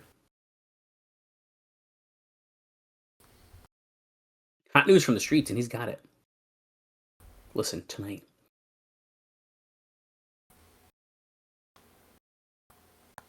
Okay, top secret meeting tonight. The Prince Justice Brotherhood for the first time. What the heck is that?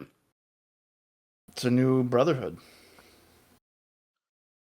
Do you know what that is? I do. Because I don't.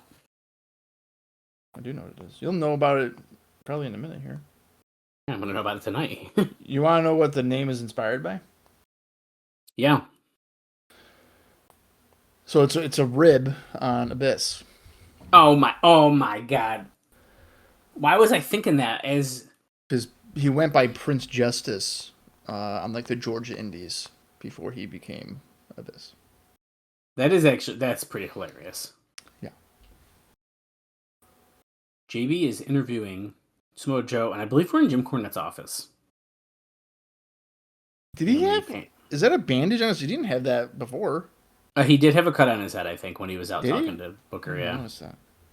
Nash just walked in. Why are we just in Jim Cornette's office, sitting on his desk and stuff? Look how big Nash looks compared to Samoa Joe right here. Nash is enormous. I don't know how he's sitting on that table and it's not collapsing.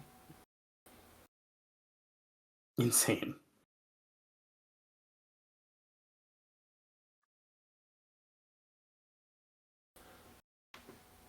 You're the best in the game right now. I want to see you beat a man like I've never seen a man beat a man before. There's more to winning a fight than the 1, 2, 3. Is there, Kev? I mean, that's what the game's about, right? Pinning your opponent. Beating him decisively.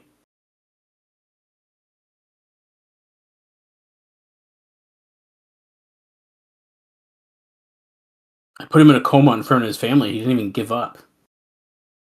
So now Samoa Joe feels like he let down too or something? Like, what's happening here? He didn't get the job done. He's a loser. Loser? Everybody's just losers.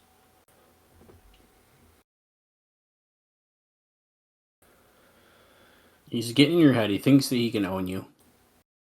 You won that match.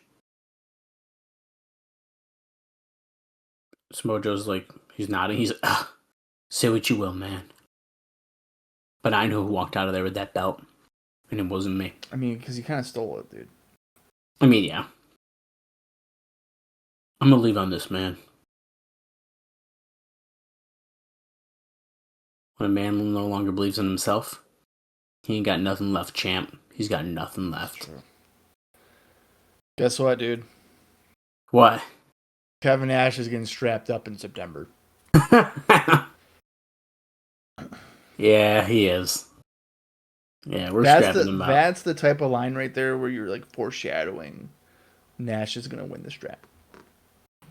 He should be getting strapped up at Hard Justice, but whatever. Right, we just have to delay it a little bit.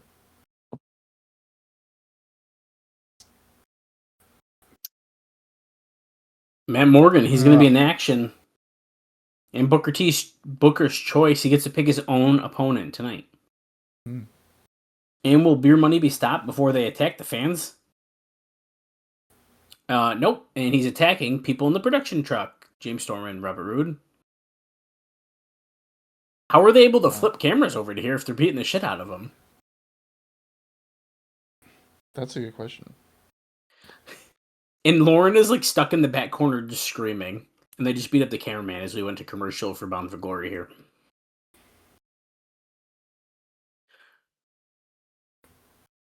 Nothing more epic than this one singular event.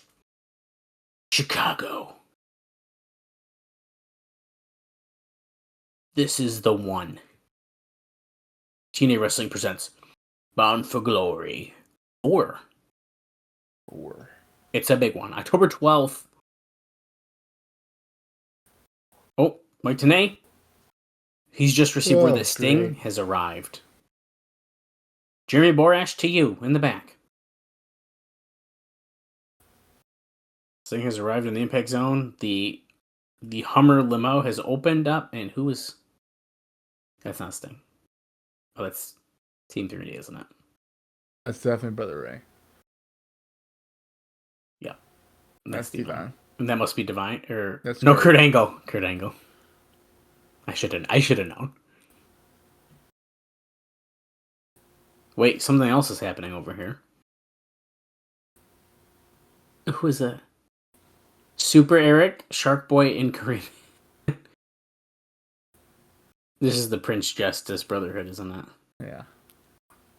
Oh my god.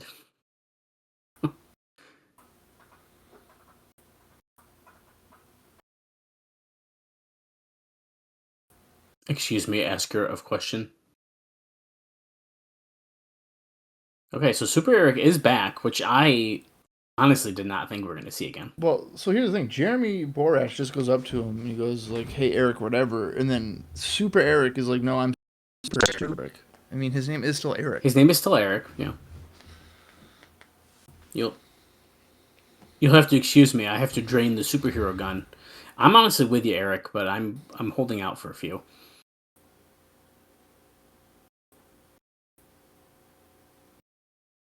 Oh shit! Rude and Storm attacking the Prince Justice Brotherhood. Who's gonna stop him? Abyss. Oh hell yeah! The Rock N Rave Infection, Christy Hemme and Jimmy Rave in the ring. Oh. We love you, Baltimore. Yeah, Baltimore.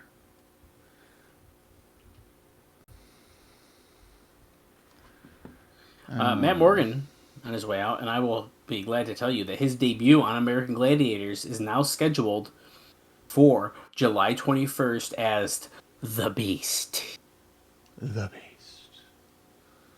So get ready for that. He's gonna be so here. good.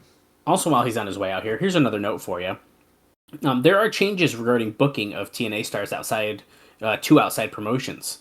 Bill Behrens used to handle it, but it's been turned over to Bob Ryder. Now the priorities are also different. TNA got into booking its talent on these indies and foreign shows as much as possible because the company needed the money. From a financial standpoint, now the company is doing better and they want to reevaluate, particularly after the Mickey Knuckles suffered her broken leg working an indie show in front of 60 people last week. And I will tell you, as I believe Matt Morgan just hit an absolutely massive boot on Jimmy Rave as Christy Hemme runs to the back. Later in the show, I will read you a Mickey Knuckles post she made after her injury. Since we've been talking heavily about that. And okay, good night, Jimmy Rave. 2. That's a 3. I don't know what he calls that, but it's a good finisher. I don't know what he calls that either, because the carbon footprint is obviously his boot. Does he even call it that yet? I don't know. That's what I mean. I don't really care about Matt Morgan. Wait, Lance Hoyt. You want to mess with the band? You want to mess with the man on the lead guitar? You know the toughest SOB is on lead. Because I'm about to rock your world. Oh. Okay, he's legally changed his name to Lance Rock now. So it's Lance Rock and Jimmy Rave. That is hilarious.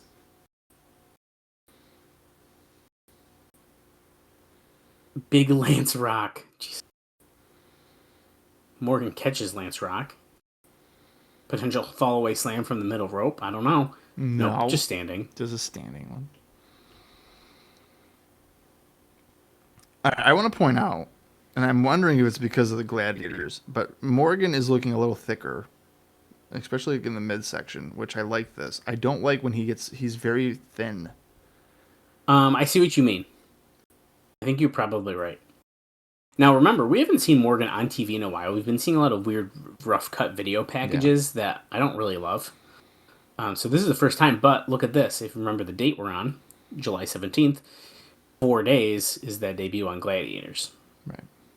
And they have not mentioned it on commentary, I do not believe. I'm not really sure if they would.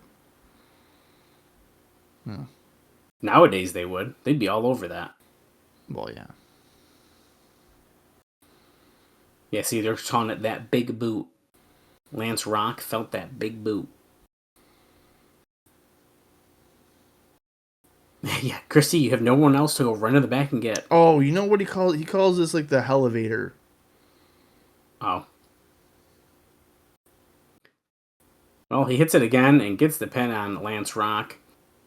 You know who would be really good in the Rock N Rave Infection group if you want to add a third? Who? Johnny Devine. He already has the look. Well, yeah.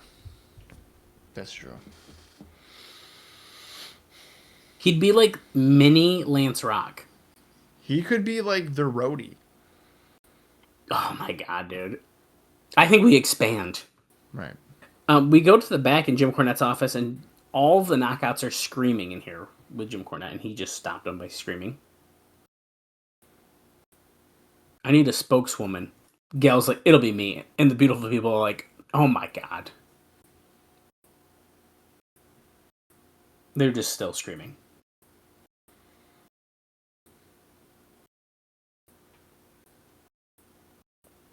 Okay, ODB gets in their face now. Now Tracy's screaming, which we were just talking about, not seeing her, and here she is. She does have the PR and marketing firm with her, don't worry. That's true.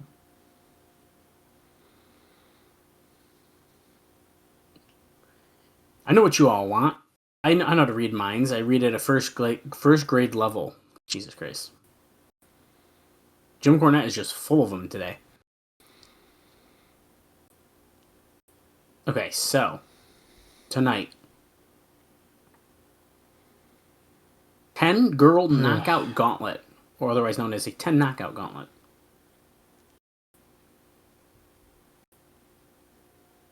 I hope none of you are married. Your husbands ought to commit suicide. Okay, so whoever wins this 10 knockout gauntlet will face Taylor next week for the title. That's interesting. I'm rooting for Gail. No, they won't do that. It's gonna be Gail and Tyler would be good. I do too, but that's two baby faces. We're not doing that.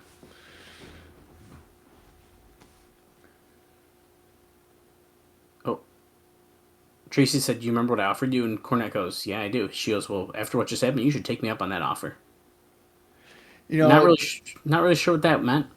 Tracy has had a tendency to, anytime there's authority figures, and this is dating back to Dusty Rhodes, to flirt her way. What is this? TNA's newest talk show, Karen's Angle. We're previewing it right now. I'm going to get the answers and the truth of what's really going on behind the scenes. Oh, God. They're even using the font that, like, the talk show hosts use. Next my week. God. All right, well, this is the end of the podcast, guys. We're not going to continue on with the Karen's Angle. I have no interest in Karen's Angle. Do you think they're really trying to transition her to just be like, I just do a random, oh, sorry, I'm getting distracted because Storm and Root are attacking security outside of the big zone. They very well could.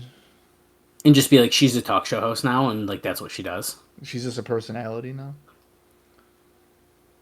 Well, remember, she has a contract. The beautiful people have threatened her and like pushed her down in the back and stuff. Yeah. Oh, they just made it seem like they were about to go attack fans, and we cut back to the impact zone. I would show it. Well, yeah, I mean, they're clearly about to head toward him. And speaking of angles, here comes Kurt.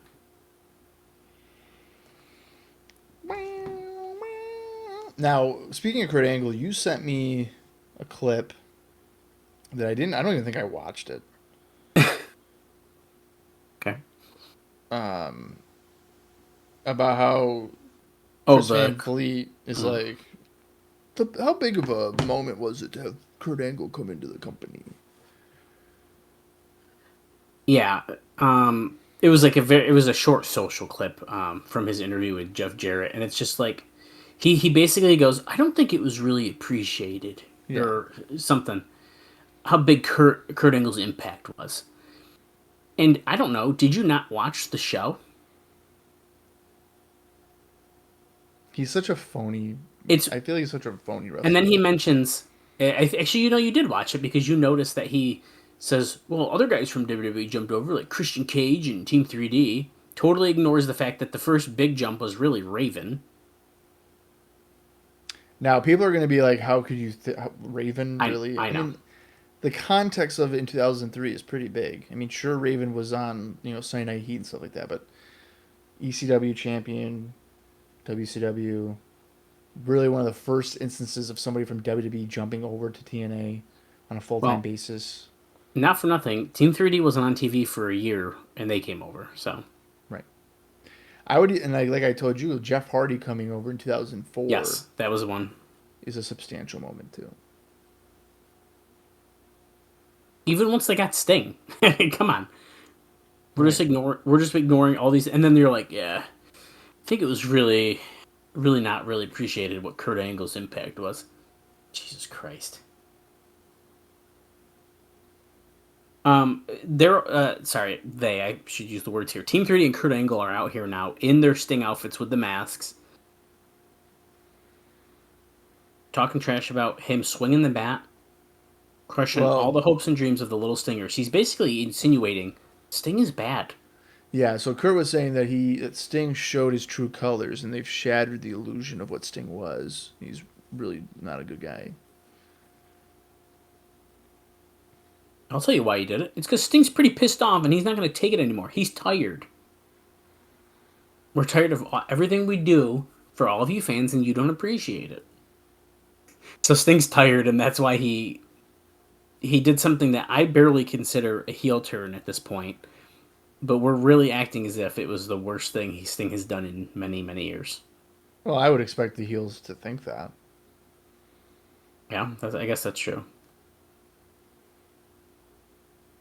Oh, here he comes, baby. I am. It's just a phenomenal AJ Styles, Christian Cage, and Rhino. I do have an AJ Styles note, but let's hear what they have to say before I spitfire that one at you. Are you going to buy that Christian shirt right there, or what? No, we talked about it. I hate that shirt. That is one of the worst wrestling shirts I've ever seen. You're going to be talking to my right hand in a minute, Styles says. I would buy the Kevin Nash shirt before that, and it just says Nash on the front. I would absolutely buy the Kevin Nash shirt. I do keep looking up old TNA shirts on the internet, but... Can you buy that Christian shirt? I'm going to find out right now. Live on air. I will buy it for you if they get your size. Christian Cage TNA shirt. Let's just see if just that will bring it up. Oh, I found it. Oh my god, it's so bad. Oh my god. Now let's see what size it is. It doesn't say. Oh wait, small, medium. Okay, which one is it? Anyways, it's $55, which is not actually bad. Only $6 shipping. That's not my size. No, but let me zoom in. Oh, it's medium. This is the size I wear. Yeah, that's what I'm saying. This is fate. And it says, it's like this. Which I didn't know that's what it said. It's like this. And then on the back of this is so dumb, dude. On the back of the shirt, at the bottom, it says Instant Classic. So if you're a shirt tucker, you can't see even what it says on the back. Right. Why is Instant Classic on the lower back, by the way? Brother Ray is talking right now, which unfortunately, every time he talks, my ears, for some reason, I can't hear anything because I don't want to. Rhino, you have no brains. It's really messed up. Instant Classic. You can tell that whenever Rhino gets insulted, you just look in his eyes, and it kind of hurts him. The Rhino? Yeah. It's like he's sitting on the steps in Detroit all over again.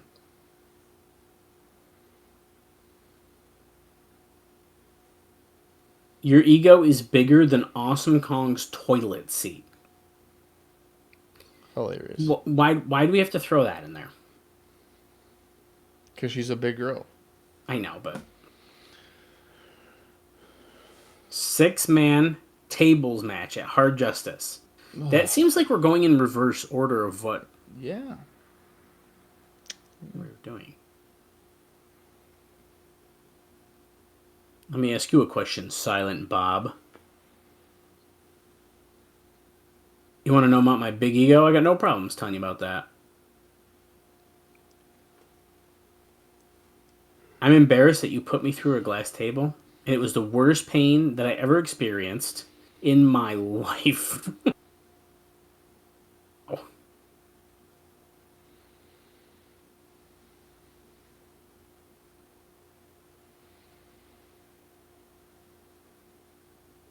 Who in the hell are you to come out here and give me... He just keeps going on.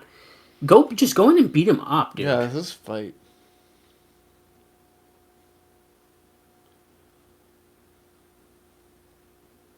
The last time you gave an order that someone took serious, they said, "Thank you, please drive through." Yeah, I had a feeling that was going to be a drive-through joke. That was pretty good. Oh my God, that set off Brother Ray. I've never seen him move so fast. That's the biggest bump I've seen Brother Ray take in TNA. Holy crap, dude. It's not going to take place at Hard Justice. It's going to take place next week. Here, live in Impact Zone. Well, it's not live, so. Well, you know.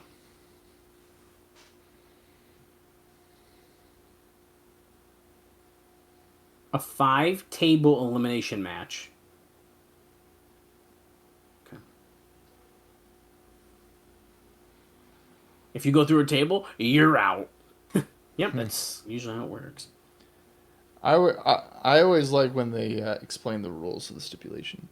Yeah, I know. Especially of like a tables elimination match. Thank you so much for talking. Falls count anywhere, meaning falls count anywhere. Anywhere in the building. I also like the fact that they had to tell us there was going to be 5 tables as if we don't know how many people are going to be eliminated.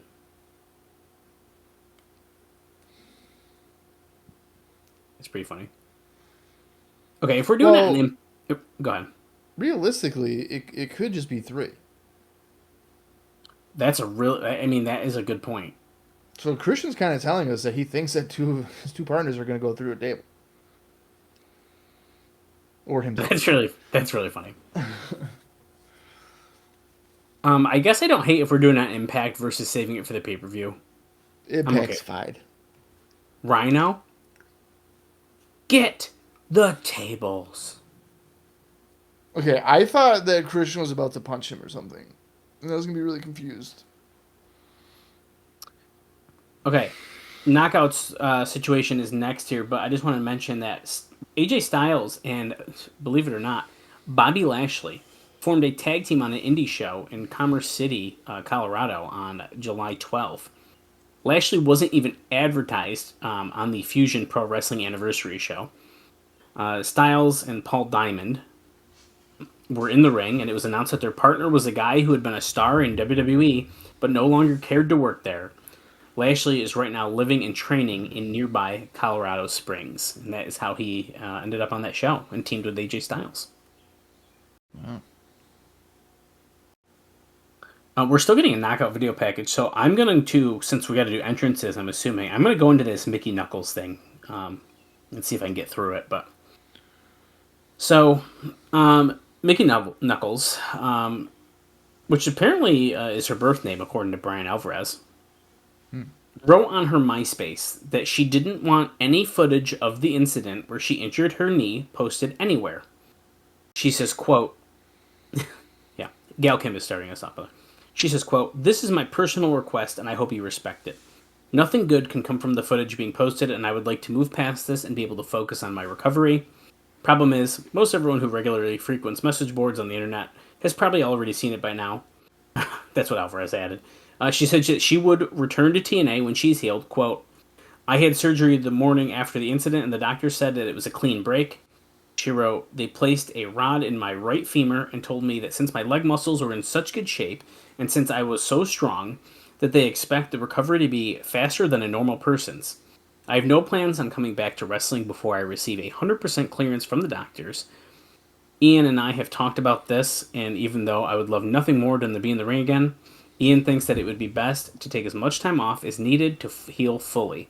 So trust me, Ian and Patty would not let me come back to wrestling before I am fully healed. I already moving around on crutches, and the doctors have given me instructions so that I can come back to wrestling. They said after I am healed, I will be 100% healthy. So I feel like her throwing in that Ian comment means that people on the internet were already saying that Ian's going to force her to come back sooner. Did he have a reputation for that? I don't know, but I mean, he probably needs somebody to draw fans, and like Mickey's clearly Right. one of the few that probably could do it for him at the time. By the way, Gail is here with Jacqueline, but the next knockout is about to come in as Jacqueline has control. Angelina Love is next out. Now, did we see Awesome Kong in the office? No. We did not.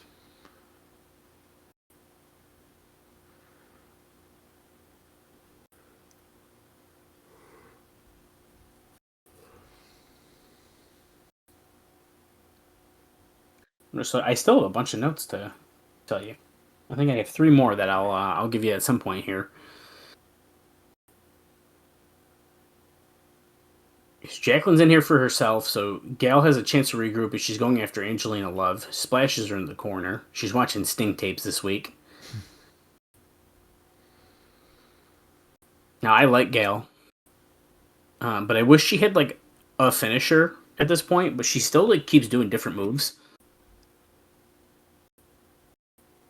Who's coming out next? I mean, that's kind of smart. That way that nobody knows what that's she true. can win with.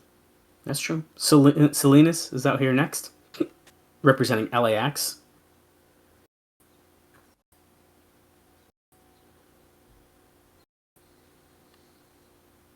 LAX, and she does... Oh. I don't know Is this a battle royal? It does look like it's an over the top. You know what I think it is, Bob? I think they said this, and we're kind of talking over it. I think it's kind of like a gauntlet for the gold situation. Last 2, it becomes a match. So I think it's over the top rope. Last 2 knockouts, it becomes a match. I think. Variation of the head scissors here. Who is the next knockout to come? I'm going to find out, and then Bob's going to hold down the fort for just a few seconds. Okay, here we go. It's Velvet Sky. Hey, how'd you know that before she came out? Well, you heard the music, and the other one was out here, I guess. Yeah, that's okay. Pretty much how I knew that. Okay, you just keep talking about that. All right. Well, Dallas is gonna go drain his superhero snake or whatever Super Erica said, or he's like, what was it, gun or something? Yeah. This is riveting. I'm exhausted, in case anybody can't tell. But here we are with a handful of knockouts. Basically just throwing the elbows, as Doc Gallows likes to point out. Beautiful people that double team elbow to Salinas. Jacqueline's in there now. Gail, Salinas, and the beautiful people. We have 7 seconds for our next entrant. I'm going to say it is going to be ODB. Let's see. That's not ODB. That is Roxy. Roxy is now making her way out. Still sporting the bald look. Taking her sweet time coming down. And she's going right after the beautiful people. Strike for Velvet. A kick for Angelina. And now she's going after Salinas. Yep. Uh-oh. She gonna do the voodoo driver thing? Here we go. Hammerlock. No, Salinas is fighting back with forearms. And does a face buster. I was not expecting Salinas to get out of that, quite frankly. Now she's dancing. And then she gets kicked by Angelina. Dallas has returned. At least to the room. 8 seconds before our next knockout comes out. I am going to guess that it is going to be Tracy Brooks. Oh my god, Salinas is eliminated? Salinas is gone. That was my pick. Oh, Raka Khan. Just who I want to see in the match. I see Roxy's out here. These girls are it looks like they're terrified of her. I think they're terrified of her because she doesn't have any wrestling training, probably.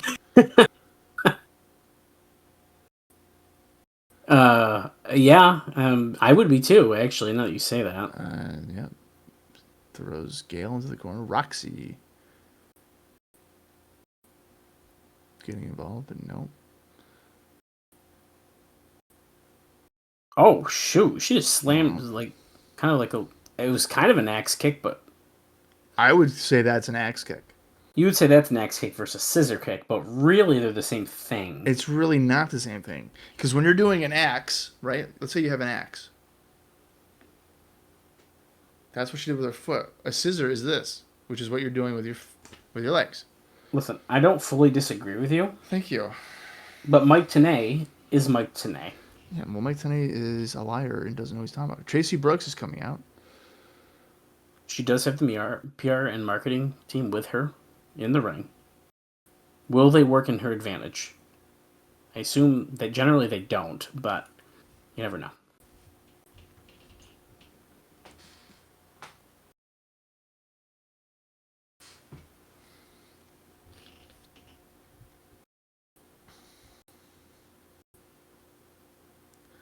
Golden opportunity for all these TNA knockouts. Overpowers Tracy in the corner. Tracy's up on the top rope. Is this about to be the end? Is she about to get tossed to the floor by Rock N? I hope not. Boom. Comes back in the ring. Slams Rock N down on the mat. It's Christy Hemme.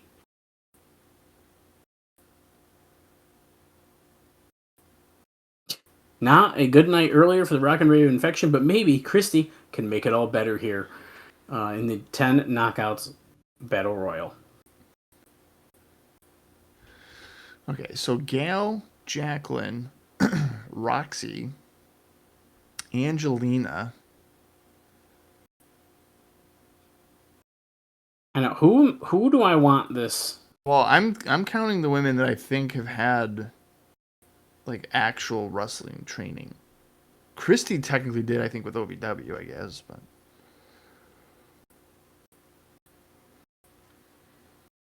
Velvet was always a manager on the indies. I don't know who necessarily trained her. Angelina Love and Gail have been trained. Right, so that's part of the 4 that I counted. Jacqueline, yeah.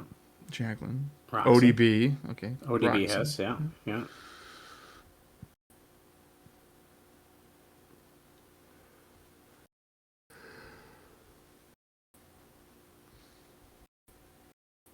Oh, she is chugging out of that flask before she gets in the ring.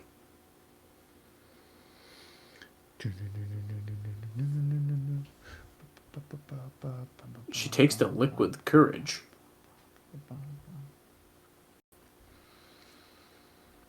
The crowd is super behind ODB, which we already kind of knew, but they're chanting very loudly here.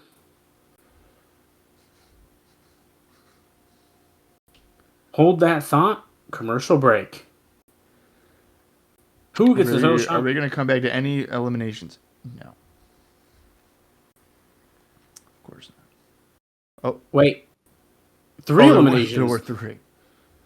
I was going to say Rock N was gone. Okay, so ODB got rid of her. Poor Christy Hemme. Christy. And then Tracy Brooks. Poor girls. Unbelievable. Beautiful people tag team Tracy out.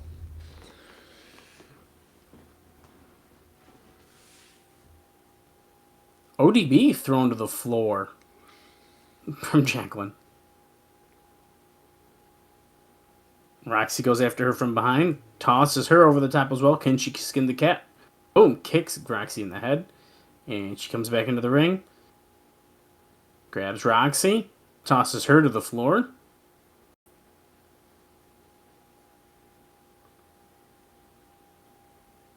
Wait, Roxy pulls Jacqueline out anyways. That's a hard justice match right there. For real. So it looks like who is left? It's the beautiful people in Gail Kim.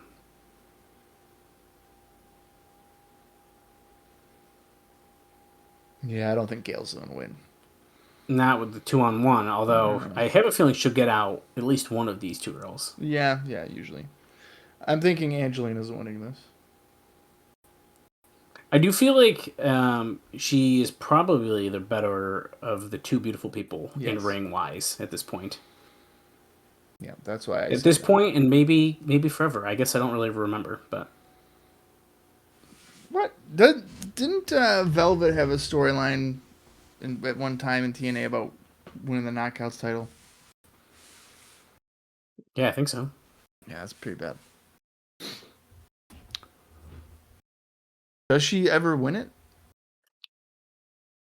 I thought she did. If I click now you're making me question it, though. Oh yeah, no, she did. Yeah, she won it twice out of our timeline. I was gonna say I do think it is significantly later, though. It is. I don't even know honestly who else wins it in our timeline, which is kind of fun, I guess. Well, I mean, obviously we're on Taylor. I don't think Roxy wins it. No, Roxy does not win it. I don't even know I don't think ODB wins it. She doesn't win it in our timeline either. So then who are... Awesome Kong has it the whole time, mostly? And that's Taylor? what I'm wondering. Oh! Angelina Love's eliminated. Okay. Well, that was my guess of who could win it. Wow. Which maybe. And look at Roll Up by Velvet. Oh, shit, she stole it from Gal. Because remember, it's a pin, and she was caught off guard because of elimination. So I'm trying to think in 2009. I feel like I don't want to look it up because I don't want to spoil. I'm not looking it up either. I want to say Angelina Love may win it at some point, but I guess I don't really know. I don't know. You're probably right about Kong. I guess what I'm more curious about, which we will find out, toward that end, the end of 2009, who kind of has control then? Because once the new regime takes over, it gets a little weird. We don't... Wait, hold on. Jesus Christ. Bookerr T is looking through the TNA program to pick his opponent, and he has found Consequences Creed, and he says he reminds me of the movie Rocky. He's giving Consequences Creed a shot at the title that's not his. This seems like a Bookerr T thing to do. 911. This is Bookerr. I'm requesting an ambulance outside of the impact zone. Yes, he said it like that. So he just called 911, said, I request an ambulance outside the impact zone.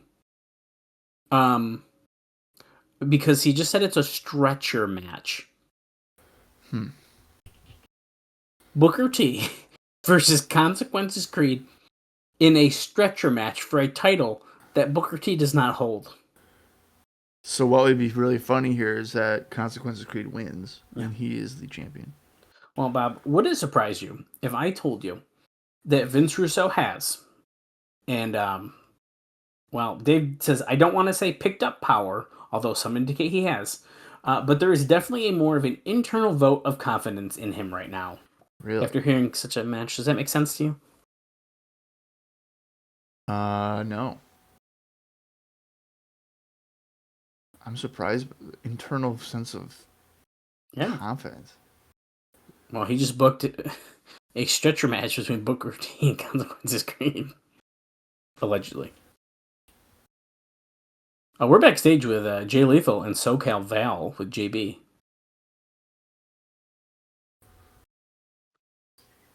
Sonjay's feelings for me. What do you want him to do? Not try to get with you. I want him to take a left at the fork and get the hell off the road. What are we doing? What? Val just said, I think you're being way too hard on him. Val, you are married. No, she's not yet, technically. No, they got married. No, they didn't. You don't think that still counted? They just ruined the wedding and that was it? Yeah. You don't think they went to the courthouse? Yeah, right. Because didn't she say that, I gotta think about it now? This is stressing me out. Yeah, I think that's what happened. And Jay was like, wait, what? What are you talking about? Well, Johnny Devine is coming out here. Speaking of people that we keep forgetting are here. Johnny And Devine. speaking of people who aren't here that Bob really wishes were, Joel Anderson, the Survivor guy, Right. not signing here had to do with the sides being far apart on money. Johnny Fairplay said that he had nothing to do with it, but apparently was aware that TNA thought he did. He said that Anderson had a regular job and calculated how much he would lose by not being there, and used that as his rate to go up to go to Arizona and train with Relic, who was there, who was then let go after all of this. TNA wasn't even in the ballpark, and that was that. And yes, they ran a weekend's worth of angles first before they made a deal, which we are well aware of. Right. And here comes Eric Young, who just got scared by Pyro. Not Super Eric, Eric Young.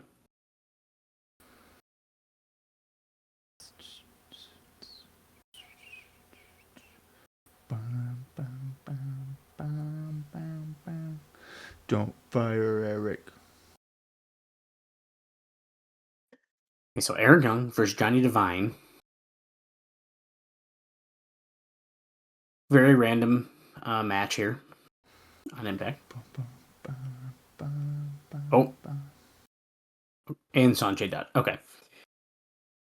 So I will expect a Jay Lethal run in here. I would imagine, yeah. Unfortunately.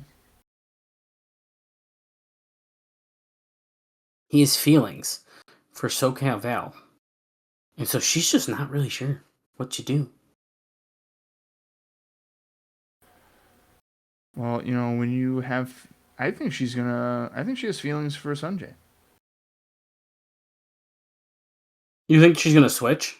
Yeah, I'm convinced. I think love is in the air. Oof. The bell has rung and Sonjay barely has his ring jacket off. Johnny Devine's like, hey, let's double team, let's go beat up Eric Young, and that is what they do. Oh, by the way, if you're following along with us, we haven't done a time check, but we are 1 hour, 3 minutes, and 30 seconds into the show, or if you're Bob, we have 21 minutes and 40 seconds remaining. Damn right, buddy. Flying by, if you will. Well, I don't know about flying. I was ripping you to shreds when you were gone, so you should go back and listen to what I was saying. I hope that's a swerve and you were actually really nice. I don't know. Listen, I was gonna hold my coffee in, and I said, you know what? It's a battle royal. We're just throwing bows with the knockouts. I could go do this real quick. That's what I said. It was like as Luke Gallows says. Maybe the best Luke Gallows quote ever. Yeah, it's pretty funny. Johnny Devine just did a high knee on Eric Young and slipped, and they went for cover, and of course he only got a 2 count off of that one. I only have 2 more short notes, so I'm just going to tell you them during this match, and then we can just enjoy the rest of the show, especially because we have a stretcher match coming up. I don't know. Yeah. It was announced that Hermie Sadler had signed a personal services contract with the company. Now, it doesn't specify what that entails. He has done some announcing and has been there because TNA had a connection with NASCAR. So I don't know what that means really, except maybe he'll just randomly appear and maybe he's like a spokesperson outside. I was going to say, that sounds like a spokesperson type of thing. Yeah, that's what I'm thinking. And then my final note for the show is that there's nothing imminent on Jeff Jarrett returning to the ring. Now, it's expected in a few months since he is advertised for that UK tour, which we have already heard. Right. But nothing for sure yet on when he will be back.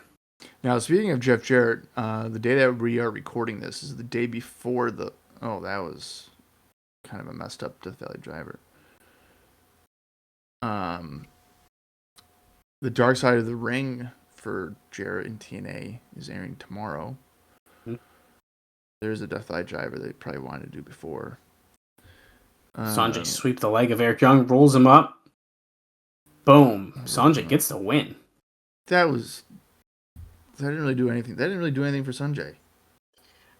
No, but I guess it makes you hate him more because he kind of stole the win on the guy that he didn't need to steal it from. There's Jay.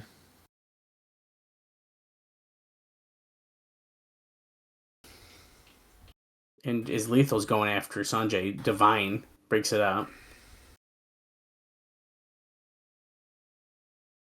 Yeah, I'm really pumped for that Dark Side of the Ring, by the way. It is a 2-hour premiere, and I believe there's another either hour or 2 hours. I can't remember how many parts they said it was. I think it's 3 parts. Are they all 2 hours, or the other parts 1 hour each? I think it's 1 hour each. Okay, so it's 2 hours tomorrow, and then there's 2 more parts then. Yeah. Yeah, I'm really hype about it. I think Jeff Jarrett said they interviewed him for like 16 hours or something. Yeah.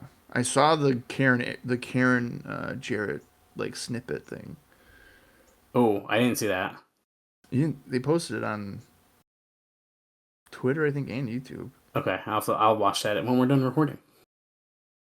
Jay Lethal was just given a chair by a fan. Sonjay is on his knees, and SoCal Val steals the chair from him. She's like, "We gotta go. We gotta go." She does have the ring on. I was just, is that the engagement ring though? It could be. Now Sonjay has a chair. Okay, Val's out of the way. Oh shit! Sonjay hit the fucking Eddie Guerrero'd him.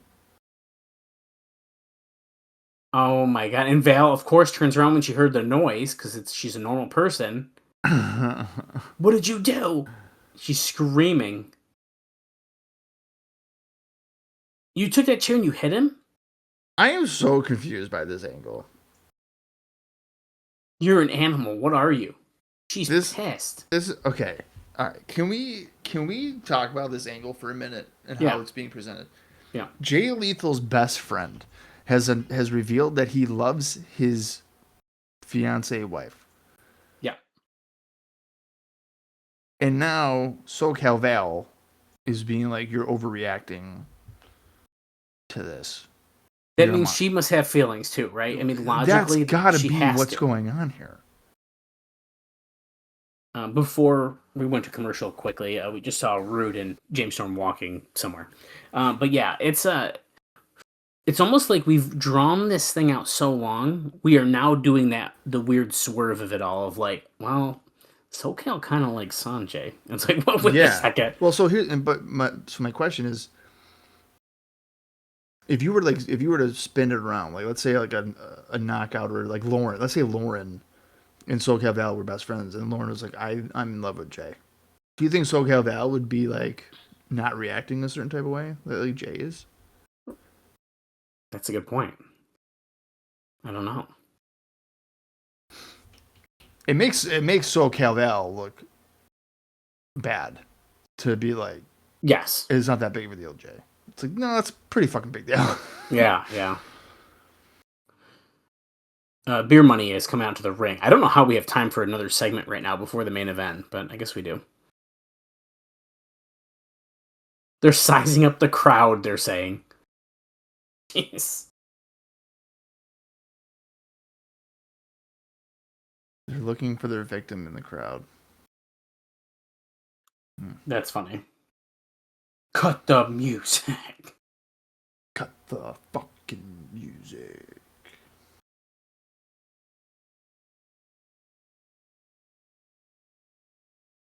You people screwed with us at Victory Road. It's true.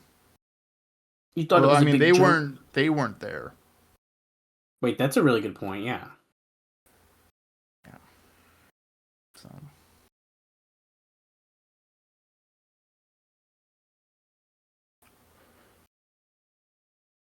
Storm, let's get whipping.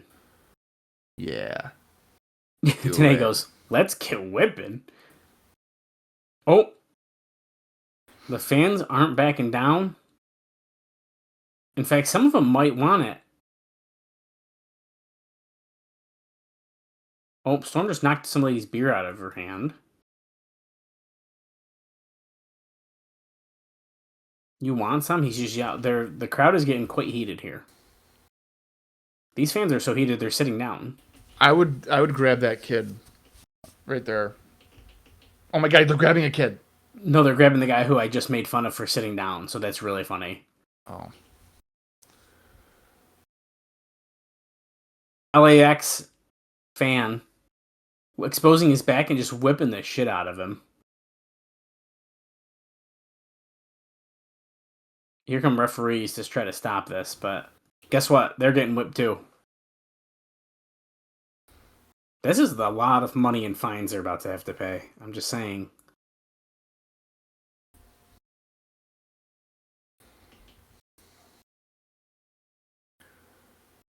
Scott D'Amore. I thought he left. Impact Kenny out here. Yeah, maybe he didn't leave yet, but he gave notice. The notice, yeah. Notice. Maybe this is it. This is his final appearance. This is how they're going to write him off when he's just backstage anyway. His entire ass just came out and they blurred it. Nobody should see that, Don West says. Oh, no, that's Hector Guerrero right there. Oh, shit, he's on the Spanish language announce team. You can't be... Yeah, you're done. You're done. Yeah, I mean, why wouldn't they have just gone after him from the beginning? Oh, boy. Yep, they're beating on him.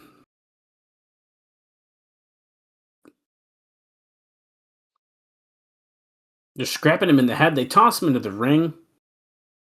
Honestly, I don't really like Hector as a manager, so I think I'm okay with this. This kind of makes him a babyface to me. Beer money? Oh my god. I like LAX, but I don't really like it with Hector.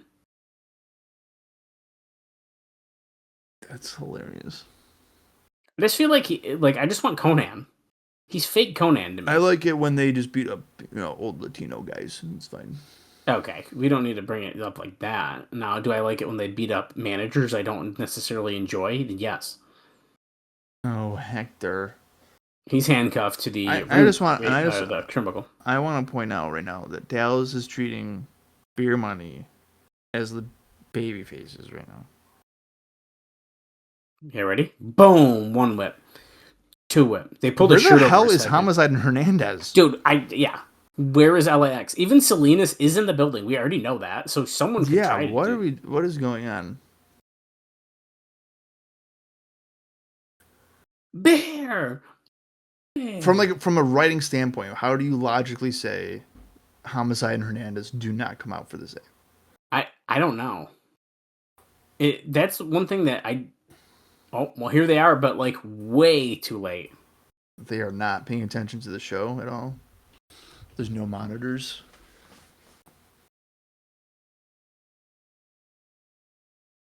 Well, that's just ridiculous. Okay, well, we're backstage. Holy shit, Tomko still has a job. Jeremy Borash with Angle, Team 3D, and Tomko, who's just there.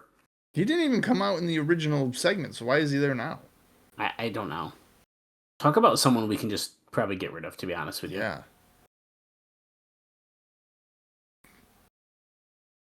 This is a tables match. Do they even know what they're getting themselves into? Team 3D has never lost a tables match, Kurt Angle says. Did you know that, Bob? That they've never lost a tables match? That's literally not true. They lost to the Hardy Boys at the Royal Rumble 2000 in a tables match. Why are they wooing like Ric Flair? Well, because Sting does the woo. I guess so. Kurt Angle just did a really bad one. Yeah, he did. He was like, woo!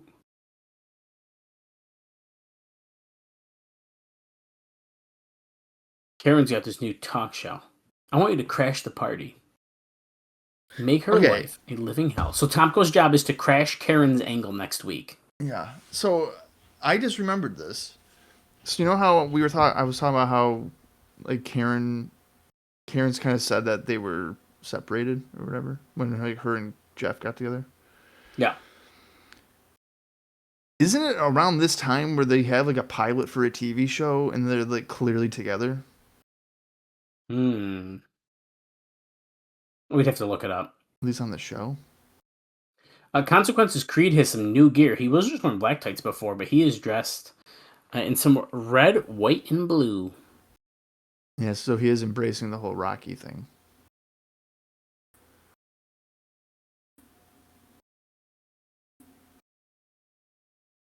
Is this his first time getting some promo time?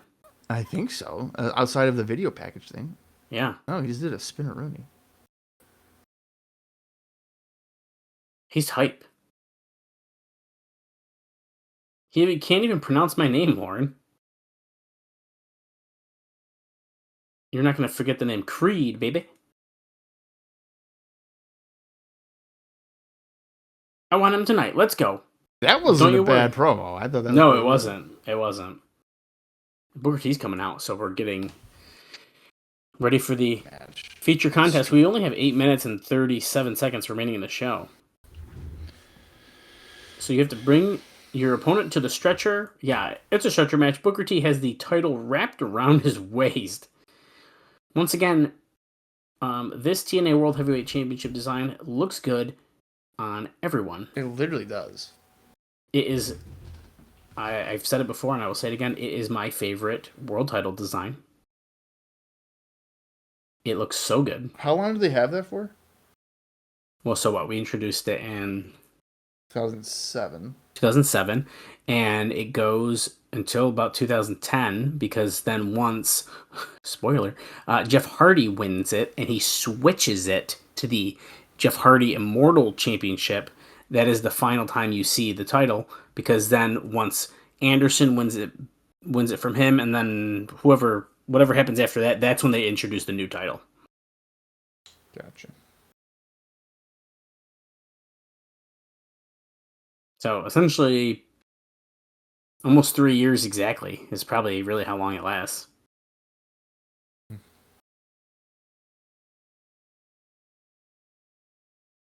Creed is hype, dude, for a stretcher match. Dude, he's so pumped to get his ass whooped. It's unreal. He just said, "I'm about to be the new TNA Heavyweight Champion." Well, he that's a bit. is not right. Nope. You could win, but you ain't going to be the champion. Yeah. Hate to break it. And if you think you are, do not tell Samoa Joe that. Correct. That title looks good. I'm glad I have one right over here on my wall. I am missing the signature of one person on it. Which is? Joey Samoa. Joey Samoa. Yeah, Samoa Joe is the last signature I need on that title. You'll get it. Don't worry. Everyone else who has held it, some of which I cannot name on this podcast yet, have signed the title.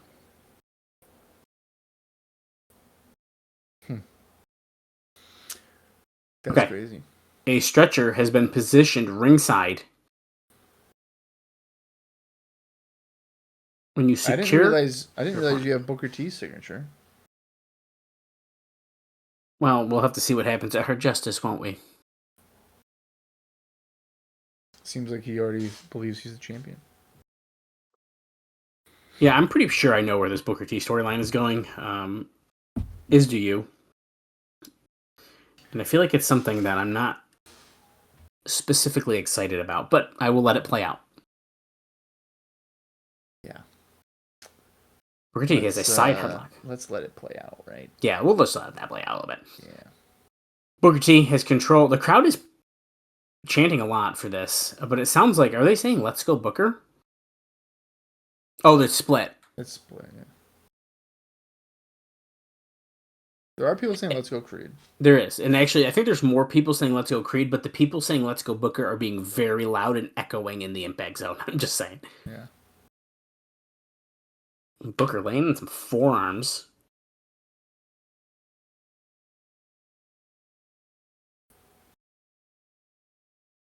I don't know if Booker's really going to be selling anything here for Creed.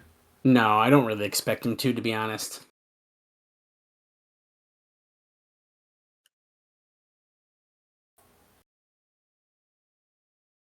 Creed answers with another shot. Boom. Well, he's getting a couple forearms. He's not taking Bookerr off his feet, though. And Irish whip into the corner. Creed, whoa. Somersault rolls through, jumps up with a lariat. Ducks that clothesline by Bookerr T. Comes back with a cross body. Oh my god. Oh my god. Well, Bookerr goes out to the floor, and we are going to commercial.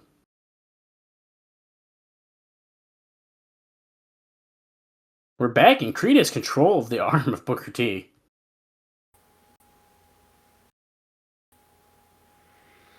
Could this be the Rocky story between Bookerr T and Consequences Creed? Yeah, yeah, Mike. I just really like the idea that he picked his opponent out of the TNA program that they sell at the merch table. I think that is so funny. Well, what's also great is that when he was describing why he picked Creed, it's because of Rocky. But this is like the first time Creed is wearing the Rocky gear. Rocky inspired gear, so it doesn't make really any sense to me. Yeah, I don't know why he really said that. Unless he's going by the Creed name. Wait, next week? Karen's Angle, okay, we have that 6-man tables match, but the Motor City Machine Guns have challenged Beer Money to a strap match next week. What? The Motor City Machine Guns have?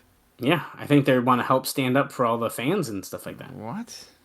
Okay. They did just fight him like 2 weeks ago, so that was a huge kick by Bookerr T. Super kick.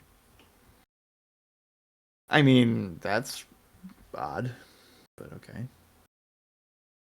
They should have came out and helped Hector to like justify the challenge. Yeah. But whatever. I don't know, man. I can't understand the logic here. Oh, I wanted to point out too here on the podcast, which will then probably lead to more conversation about it, is I did pre-order Vince Russo's TNA Agony. Or TN Agony. Yeah, book, whatever. Yeah. Which is basically his TNA run as Bookerr. So that was a huge axe kick by Bookerr T. It looked great. Yeah, so I'm not a big book reader necessarily, but Total Nonstop Agony has got my attention. Yeah. I honestly, I'd kind of wish that I could get like a signed copy though or something. I think he's signing all the pre-orders. Even from Amazon? Yeah. I think so. Looking into that. Because if he signs it, I'll absolutely buy it. I'm pretty sure. I don't know how else you would buy it. All he's doing is saying off of Amazon. Well, he might be selling himself from Amazon. You can do that. I could message him. He does follow me. Both the TNA Cross the Line podcast page, which you should too, at Cross the Line TNA, but also my personal page. Yeah. Oh, wait. It says go to Russo Brand. I didn't go to Russo Brand. If you want to copy me to a personally autographed, well, let's see. Well, then you can cancel your Amazon order and just redo it. Okay, and Creed has just been strapped to the stretcher and rolled to the back through the LAX entrance to lose to Bookerr T. And now the cameras are following us through here. Okay. Well, I'm not.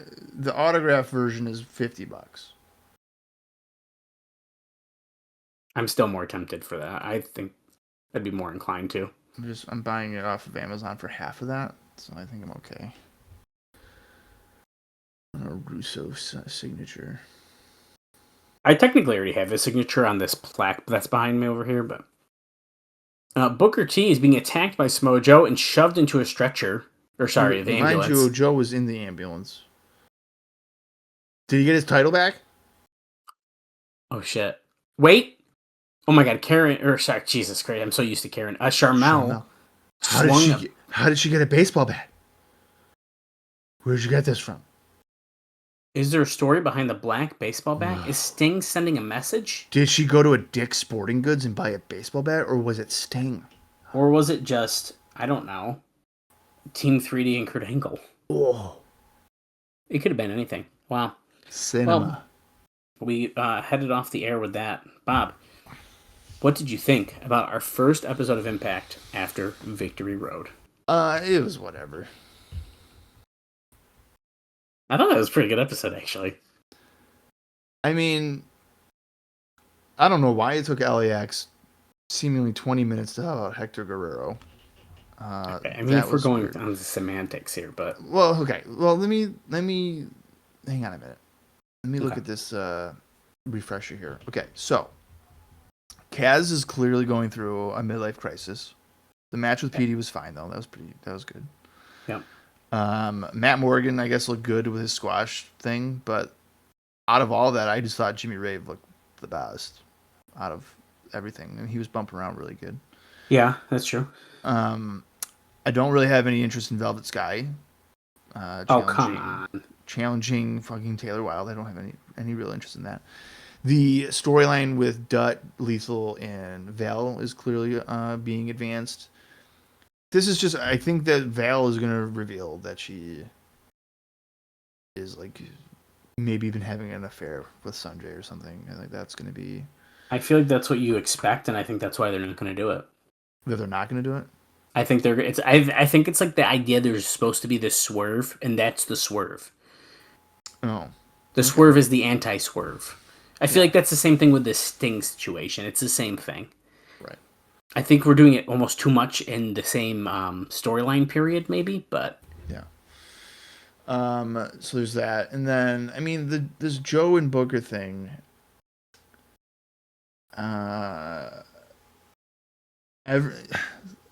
the fact that Meltzer is reporting that there's no plans for for Joe Sting.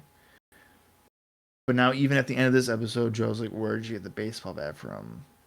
Makes me believe that this is all just to get to Sting and Joe. I'm not saying it's a bad episode. I think it's definitely heavy on angle advancement, which I guess is fine. Right. I mean, it wasn't overwhelmingly bad. I mean, I would say just an average episode of Impact. So you're in the middle. That's what you're telling me. I would say so. This dude. Well, I liked it. I'm giving it a thumbs up. I thought it was pretty entertaining overall. Do I think some of it's a little ridiculous? Yeah, but it's wrestling, so I can. I mean, that's always wrestling. You know, it is wrestling.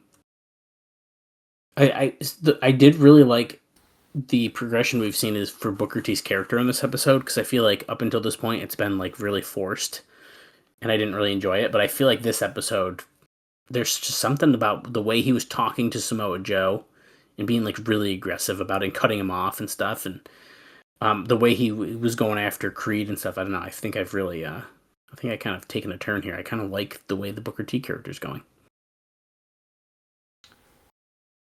I mean, I don't hate the Bookerr T character by any means. But at first I was like, oh my god, the voice. He's doing the voice. He's coming out in suits. He's doing the King Booker thing. But it felt like a low rent version of King Booker. And now I feel like it's almost evolution's probably not the right word, because how can you evolve from being a king? But it feels like not that, I'm just using little parts of this, like the pinky, and like he's not doing the pinky crap and like as direct references. I don't know. But we'll see. Samoa Joe may have just got his title back. We don't have any evidence of it, I guess, but it wasn't around the waist of Bookerr T, so I'm believing that he could have. Although Samoa Joe also said you can have it until I'm ready to take it back. Right, because he doesn't take any handouts. So, which, I don't know, does that cause confusion? Let's say you only tune in next week. Are they going to be like, hey, that's Samoa Joe's title? What if you tune they're gonna remind it. Yeah, they'll make sure that we remember. Okay, fine. I mean, that's your job as commentators for sure to do that, because exactly what you're mentioning is that people are going to tune in and be like, "Oh, is Bookerr T the champion?" Like what? Okay, yeah. I mean, it's not really a bad show. I'm not going to sit here and say it was a bad show. It's just kind of. I see what you're getting at, though. Yeah. You know what I mean? Well, next week is looking real good. Yeah. So next week, we have, as it was announced on the show, a strap match. Tag team strap match where the Motor City Machine Guns are challenging Beer Money Incorporated. And then we have a TNA Knockouts Championship match where Taylor Wilde will be defending against Velvet Sky, since Velvet won the Gauntlet for the Gold Battle Royal deal. But in what is probably going to be the main event, unless something is announced on that show, is going to be a elimination tables match, whereas Christian Cage has stated that there's going to be 5 tables used. So that means that 2 people on his team are going to be going through a table. Yeah. He's already said that.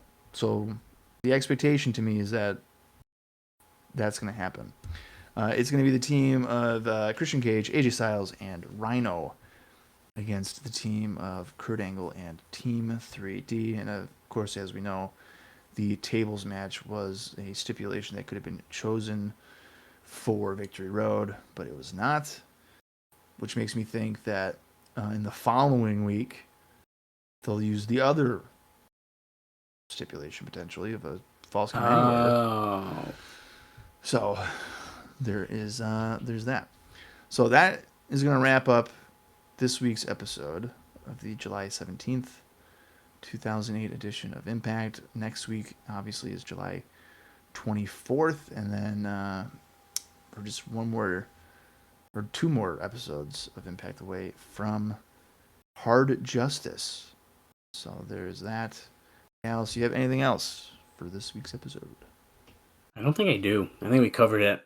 The post pay-per-views are always a little heavy, and I think I've talked enough. All right. Well, then be sure to join us next week for a strap match, a knockouts title match, and, of course, the elimination tables match. So until then, for Dallas Gridley, I am Bob Colling Jr., and this has been the TNA Cross the Line podcast.